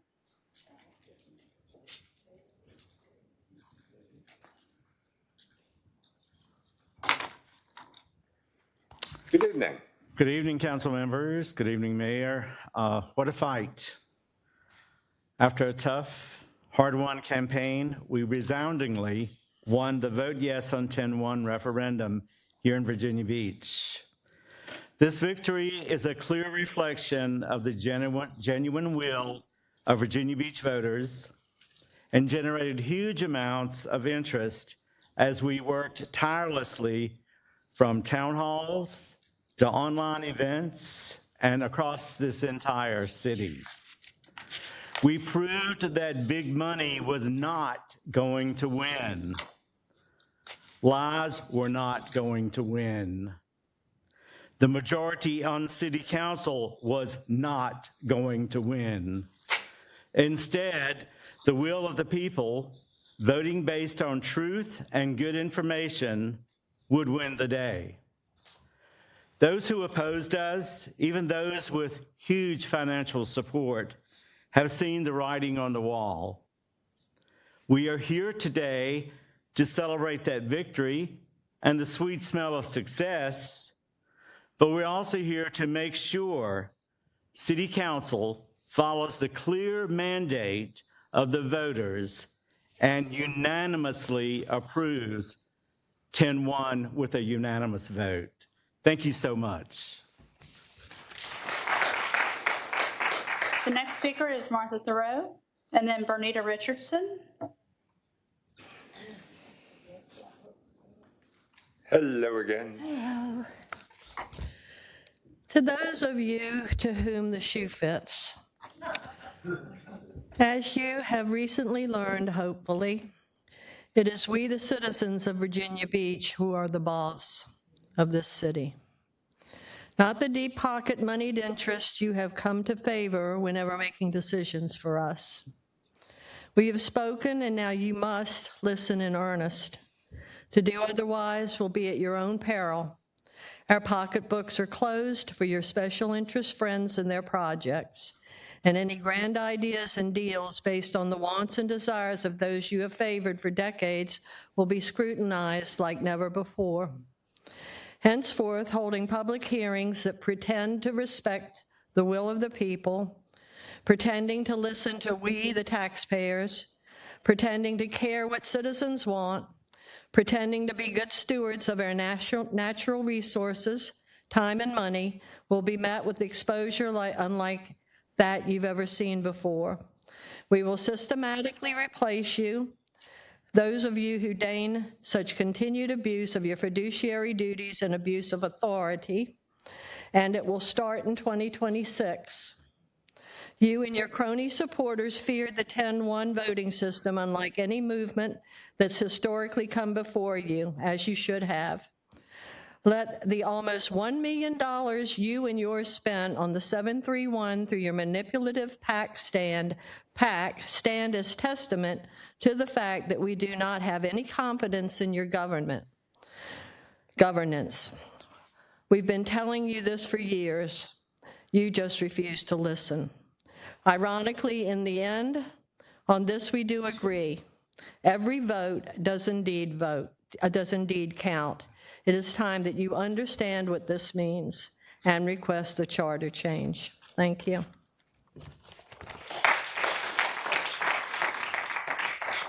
The next speaker is Bernita Richardson. After Ms. Richardson is Ella Dunbar. Good evening.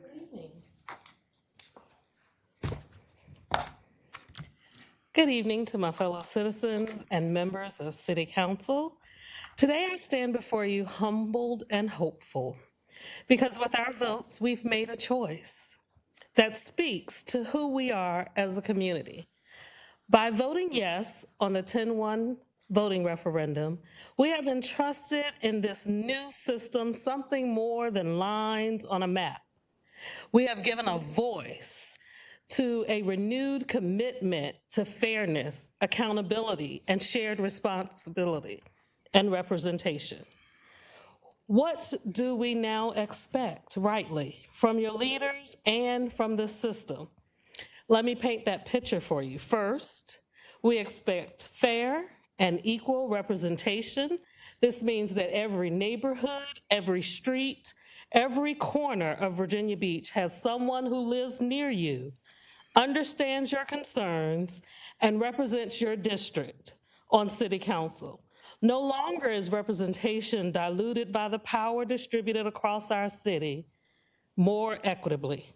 Voters themselves said they want accountability. Second, we expect inclusivity and fair opportunity, especially for historically underrepresented communities. That is not just good democracy, it's justice. Third, we expect stability and legitimacy.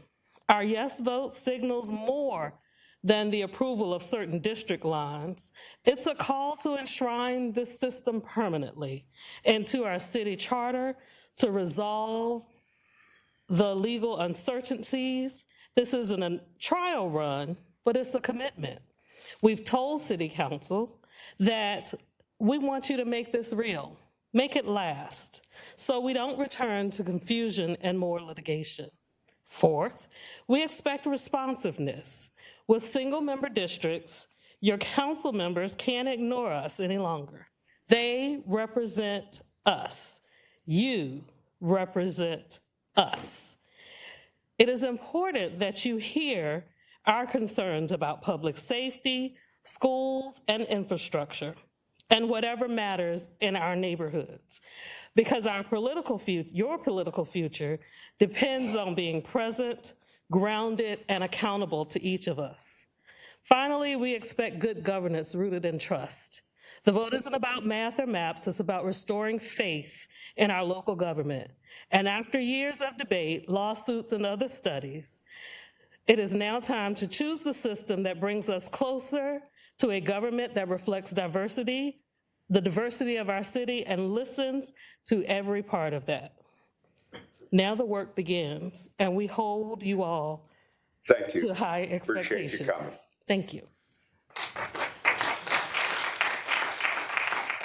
The next speaker is Ella Dunbar. After Ms. Dunbar is Sean Montero. Good evening. Good evening. You know, a few years ago, I was busy minding my own business, and then I saw something on the news talking about our voting system, and I had to get up and come out and see what it was all about. When you held the town halls, I went to every single town hall and listened to every single person, almost without exception, say how they wanted the 10-1 voting system. And then we came to City Council, and it seemed like people were doing their own thing. And so I just come here before you tonight to say the citizens have voted. We want equal and fair representation. No area of the city is above another area of the city. And I would like for all City Council members to remember that you work for us. You're not here to serve your own agenda that benefits you or your well-heeled friends. During the course of all of the things that have transpired, I've had City Council member tell me, I've got a developer, and we're going to do this, this, and this. And then I had my City Council member say, well, the reason I voted no is because we don't want the city to have collective bargaining. And then the hotelers don't want it either. And I'm thinking, with the millions of dollars that we have given to developers, my goodness, you would think a city like the city of Virginia Beach, that all the employees would have the absolute best of everything that they needed, healthcare, whatever. But then I realized that I heard it a long time ago, and I think it's still current today, that if you're a childbearing age woman to the city of Virginia Beach, and you want to go out on maternity leave, you got to make sure you save your sick time and your vacation time. And then also city employees donate time to each other. And I think that's obscene that you're not taking care of your own citizens. So if you're talking about, I think that you really have to be more concerned. Instead of funding developers, how about spending even half as much as that on underserved neighborhoods? Why do certain parts of the city look the way they do? And then you allow certain parts of the city to fall into disarray, and then the values of the homes sink, and then a developer can come in and grab it for a song. So to me, we live here year round, and I absolutely demand that you take care of all of the citizens, not just those who don't really need the help. Why is, we got money to give developers to do whatever, but where's the money for underserved neighborhoods that people can improve their properties? The dividends would be phenomenal if you invest in these neighborhoods. And so while I had, we grew up with not a whole lot of money, but I was able to do certain things because of everything we have in the city of Virginia Beach, and I think you need to really think about serving all the people. Appreciate you coming. The next speaker is Sean Montero. After Mr. Montero is Susan Feathers. Hey, good evening, Sean. Hey, good evening, Mayor Dyer, Vice Mayor Wilson, and members of City Council. First, I want to thank Councilwoman Jennifer Rouse for speedily bringing this resolution forward. And I want to acknowledge the members of this body who chose to wait for the voters to decide this question through the referendum process. That restraint, that respect for the democratic process did not go unnoticed. But we also must be honest about how we got here. Some members of this council, as defendants in federal litigation on this very issue, did far more than place a thumb on the scale. You put your full weight on it, including up to $10,000 of personal funds, to steer the city in a direction that voters have now decisively rejected. That effort was not only out of step with the will of the people, it was against the promise of fair, accountable, and equally representative local government. 2 weeks ago, Virginia Beach voters spoke with unmistakable clarity. Across every district, every community, and every demographic, the city said yes to 10-1. That wasn't a narrow call. This was a strong citywide mandate for equal representation. And now is not the moment for delay, not the moment for procedural games, not the moment for alternative substitutes or half measures. The House of Representatives today just cast a unanimous vote on the Epstein files request because it was the right and responsible thing to do. This vote deserves the same. Tonight, you are not deciding whether you personally like 10-1. You're deciding whether you respect the voters who make this city run. We, the people of Virginia Beach, will not rest. We will walk this process from this chamber to the General Assembly and all the way to the governor's desk. And we look forward to the day when Governor Spanberger's pen puts ink to paper and finalizes the charter change the people demanded. Before I close, I want to thank the Vote Yes on 10-1 coalition, the nonpartisan grassroots coalition that made this happen. Neighbors, families, advocates, and volunteers who knocked the doors, made the calls, and ensured that the will of the people was heard. And I want to thank the voters themselves who spoke loud, clear, and overwhelmingly. They want equal representation. They want accountable leaders. They want balanced governance worthy of this great city. Tonight, I urge this council to honor them with a unanimous vote. Thank you very much.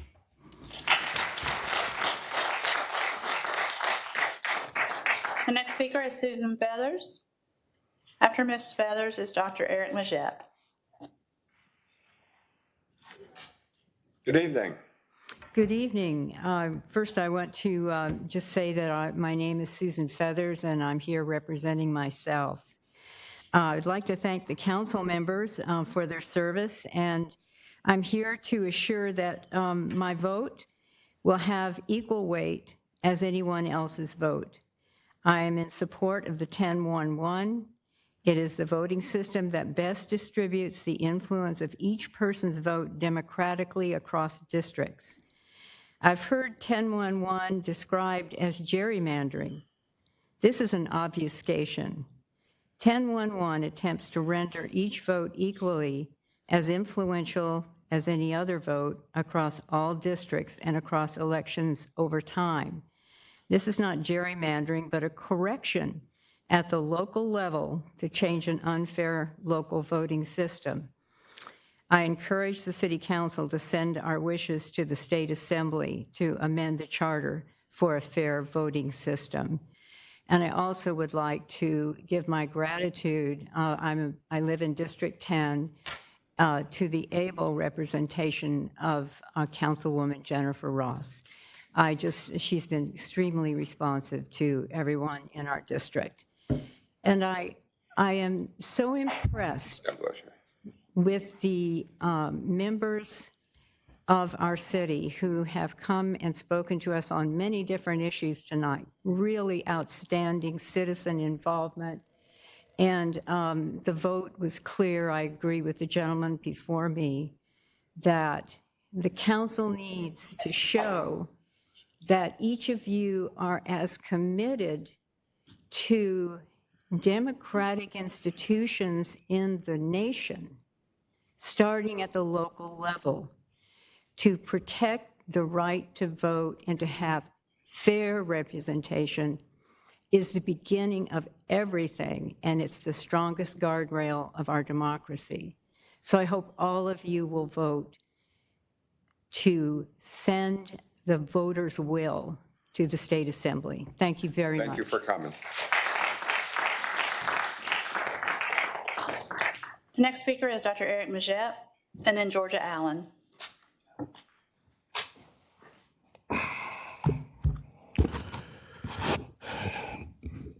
Good evening, Mayor, members of council, and fellow citizens. I'm Dr. Eric Majette, President of Virginia Beach NAACP. I stand before you tonight to speak on behalf of countless residents across our great city who made their voices clear in the recent 10-1 voting referendum. The citizens of Virginia Beach voted yes for a 10-1 voting system. Not maybe, not someday, yes. And when the people have spoken collectively, it's not only is our responsibility to listen, but it's our duty to act. The message from voters was simple. They want a system that is fair, equitable, accountable, and reflective of every community in Virginia Beach. They want representation rooted in neighborhoods, not political formulas, not outdated structures, not systems that have historically diluted community voices. The 10-1 system ensures that every resident has the power to elect the person who represents their district, someone who knows their streets, their schools, their needs, their challenges. It brings government closer to the people. It raises the standard for transparency, responsiveness, and trust. This is not about politics. This is not about winners or losers. This is about honoring the process and respecting the will of the people. The voters said yes, because they believe 10-1 gives them every neighborhood from Pongo to Bayside, from Kempsville to SeaTac, a real authentic voice in shaping the future of our city. And now it is time for us to move forward together with clarity, unity, and commitment. I urge this council to fully support and implement and embrace the 10-1 voting system without delay or hesitation. Let us show our community that when citizens speak, their government listens. When we demonstrate that Virginia Beach is ready for a more inclusive, more representative, and more accountable future, let us demonstrate that. The people have spoken. Now it's time for us to follow their lead. Thank you. Georgia Allen is the next speaker, and after Ms. Allen is Waverly Woods.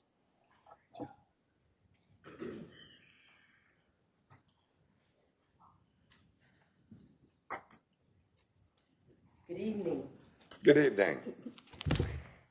After months and years of working on this system, as you can see, I'm now sick.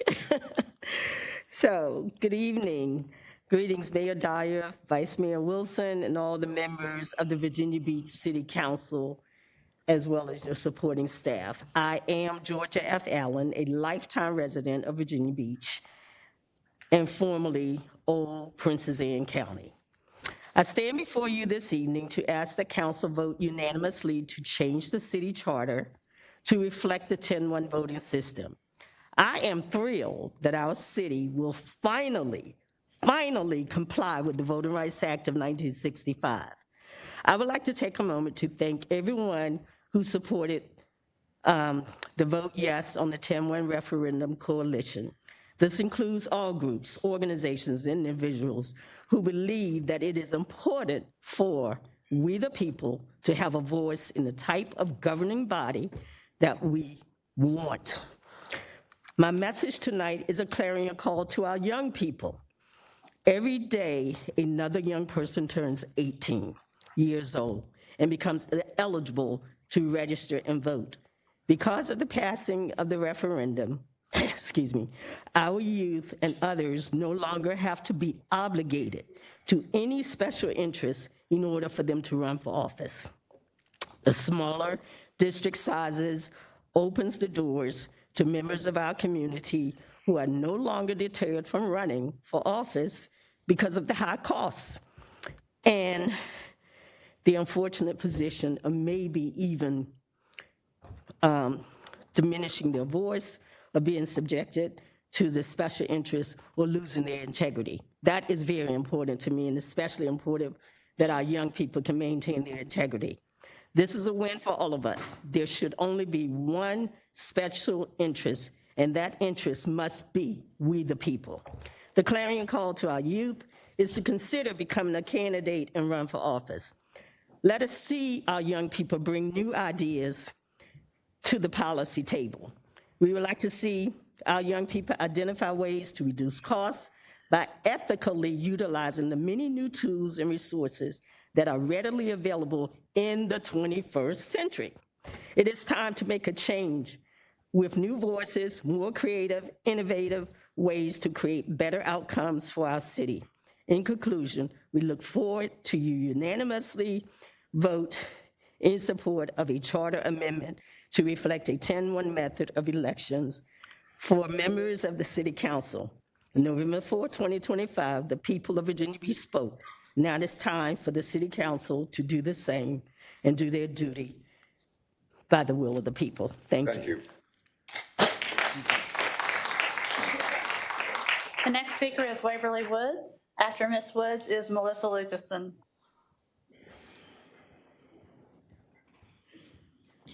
I'm back.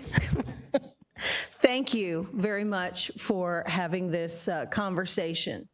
Waverly Woods, I am the chair of the Virginia Beach Tea Party, but moreover, I'm a conservative and I'm a member of the Republican Party of Virginia Beach.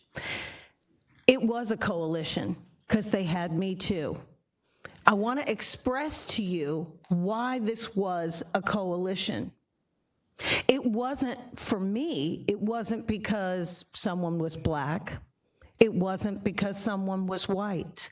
It wasn't because someone lived in a poor neighborhood or someone was blessed enough to live in a rich neighborhood. This was about, for me, it was about my party being hijacked and pushing a 731 agenda that I didn't get to vote for. It was about your developer donors that have taken too much. I mean, can you give them a limit? They take and they take and they take, and who picks up the tab for a water park next to the ocean? Is there anything more nonsensical than that? But furthermore, let me bring up that the top 10 donors of the Vote No coalition were all developers, all feeding campaigns, and most of those developers donated over $888,000 to these nonpartisan seats. And they've done it citywide or statewide for sure, but I didn't see any school board seats, so our kids aren't on their wish list. They don't care about our children, they care about their next project. When you lose someone like me on a conservative team because you hijacked my party, that needs to say something more about you than it says about me. I am a staunch conservative. I am a staunch Republican, and I am a lifelong citizen of this city. Went to Green Run High School. I'm telling you, you're making the wrong choice when you don't limit your donor buddies and you don't put us first. That's why I supported 10-1, and I'm demanding and requesting that you vote to send that to the General Assembly, because the referendum was not illegal. Maybe voting systems in the past were, but putting a referendum on the ballot is not illegal. And not sending it to the General Assembly for the will of the people should be ashamed of yourself for not doing it. Thank you. Thank you. The next speaker is Melissa Lucason. After Ms. Lucason is Gary McCollum. Good evening. Good evening, Council.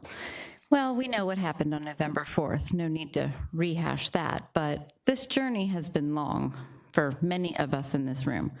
And throughout it, some members of this body have quietly obstructed or slowed the process.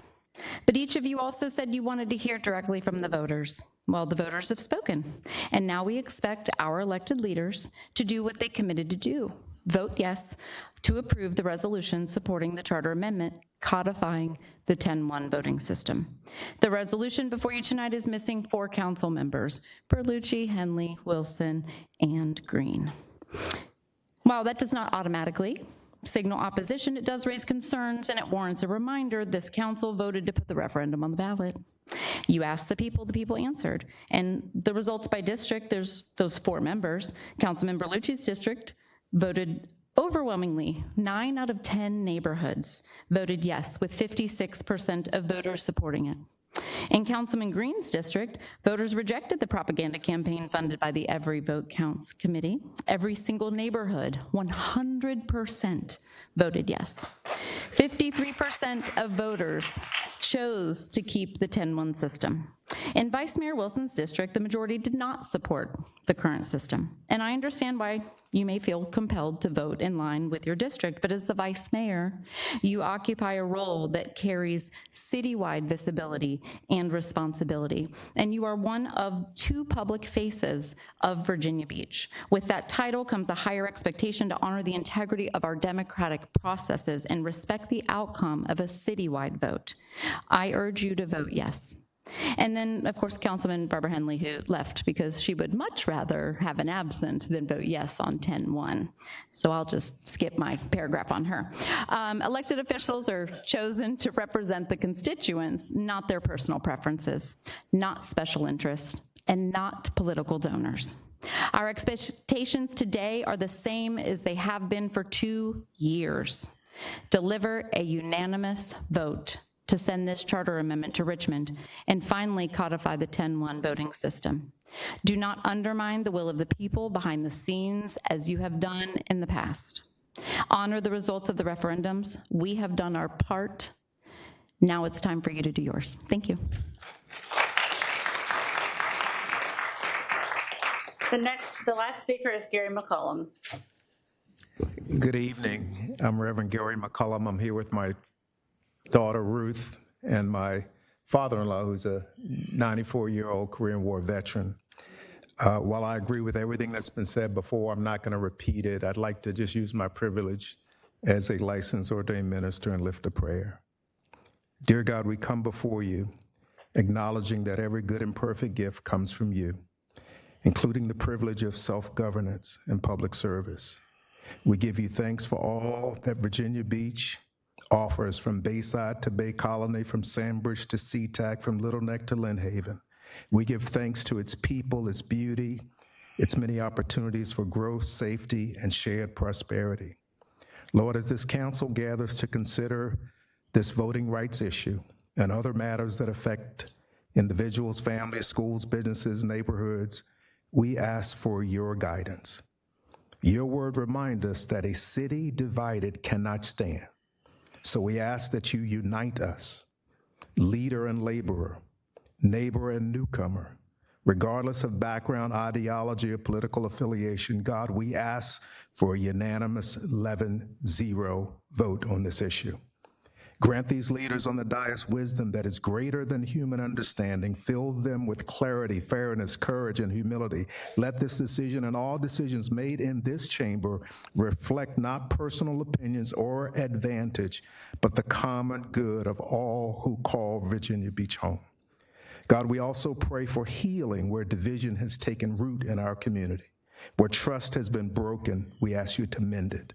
Where suspicion has surfaced, replace it with understanding. Where voices have been silenced or overlooked, open pathways for dialogue and shared purpose. God, we ask also for your hand upon our political systems, where the power and love of money threatens to overshadow the voices of everyday citizens. We pray for change and renewal. Help us build relationships that honor equity, transparency, integrity. Raise up leaders who cannot be swayed by pressure, not bought by influence, but who seek justice, love mercy, and walk humbly with you, O God. Bless every resident of Virginia Beach, every student, senior, worker, business owner, every public servant, every family. Strengthen the bonds that make us a community. Let this city be known as a place where people work together for the flourishing of all, where disagreements are honest but not hostile, where unity prevails over division. And as this meeting proceeds, God, every decision, God, every discussion, every vote, every outcome, and let your wisdom govern, let your peace preside, and let your hope lead the way. And I ask this prayer in your son's name. Thank you. Amen. Mayor, that's all the speakers. Okay, at this point, do we have a motion? Yes, I'd like to move to approve this resolution. Do I have a second? Second. Okay. Any discussion? Stacy? Thank you. It's pretty well known that I supported the no side of the vote. I supported the 731. And as Ms. Lucassen started to show, not every district was in support of the yes vote. And District 8, my district, was one of those that was not in support of the yes vote. I worked hard, I campaigned hard, I advocated strongly to reflect the views of the people in the district. But having said that, I just want to read my thoughts. For the last several years, our city has been divided over the issue of the voting rights or the voting system used to elect our city council and school board. The question has been addressed by 2 court decisions, our city council twice, our state legislature twice, our governor. Finally, the question was asked of our Virginia Beach citizens in the form of a referendum on the ballot earlier this month. The people have spoken. The majority of those casting votes support the 10-1 system as used in our last 2 city elections. This referendum cost the city less than $250,000, and given our action here tonight, will hopefully save millions in ongoing legal fees. But more importantly, it has put this issue to rest once and for all. This is not a time for gloating or ridicule. It is not a time for remorse or resistance. This is a time to celebrate our democracy. The people were given a choice. There was vigorous debate on both sides, and at long last, the people spoke. This is the time to unite and implement the will of the people. That is why I'm co-sponsoring the resolution asking the state legislature to amend our city charter to call for the 10-1 system to be used to elect our city council and school board. Some may say there are still legal issues ahead given the case before the Supreme Court currently. That may be. That is not in our control. What is in our control is listening to the people and voting in support of this resolution.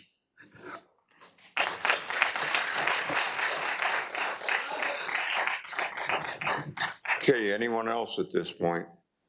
Okay, I just want to thank you all because once again, government is a process.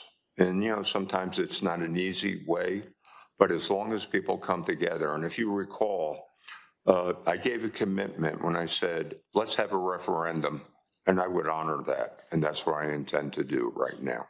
Okay, thank you. Vote's open.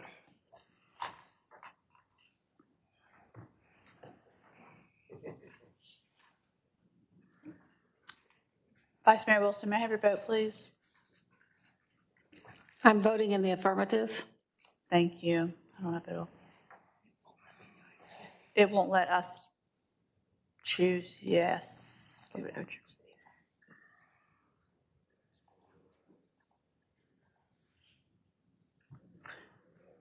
Vice Mayor, can you press the button one more time? I'm sorry.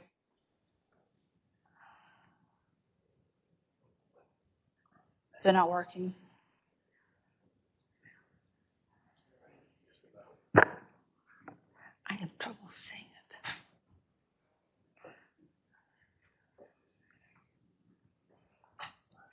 It's flashing. Okay, she had a verbal vote yes. By a vote of 9-0, you have approved the resolution. Okay, thank you all for coming. Appreciate it. You just don't know what to do about it. Okay, do we have appointments? We do, Mr. Mayor. Okay, well, hang on one second.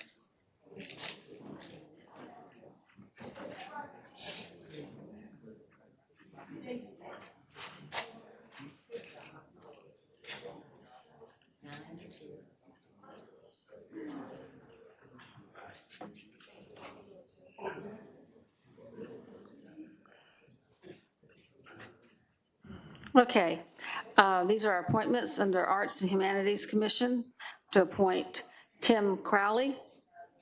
Under the Health Service Advisory Board, Tina Gustin. Under the Independent Citizens Review Board to appoint Isadro Barea, Los Angela Campos, and Arnetta Spikes. Move for approval. Second. Okay, vote's open. Vote is open.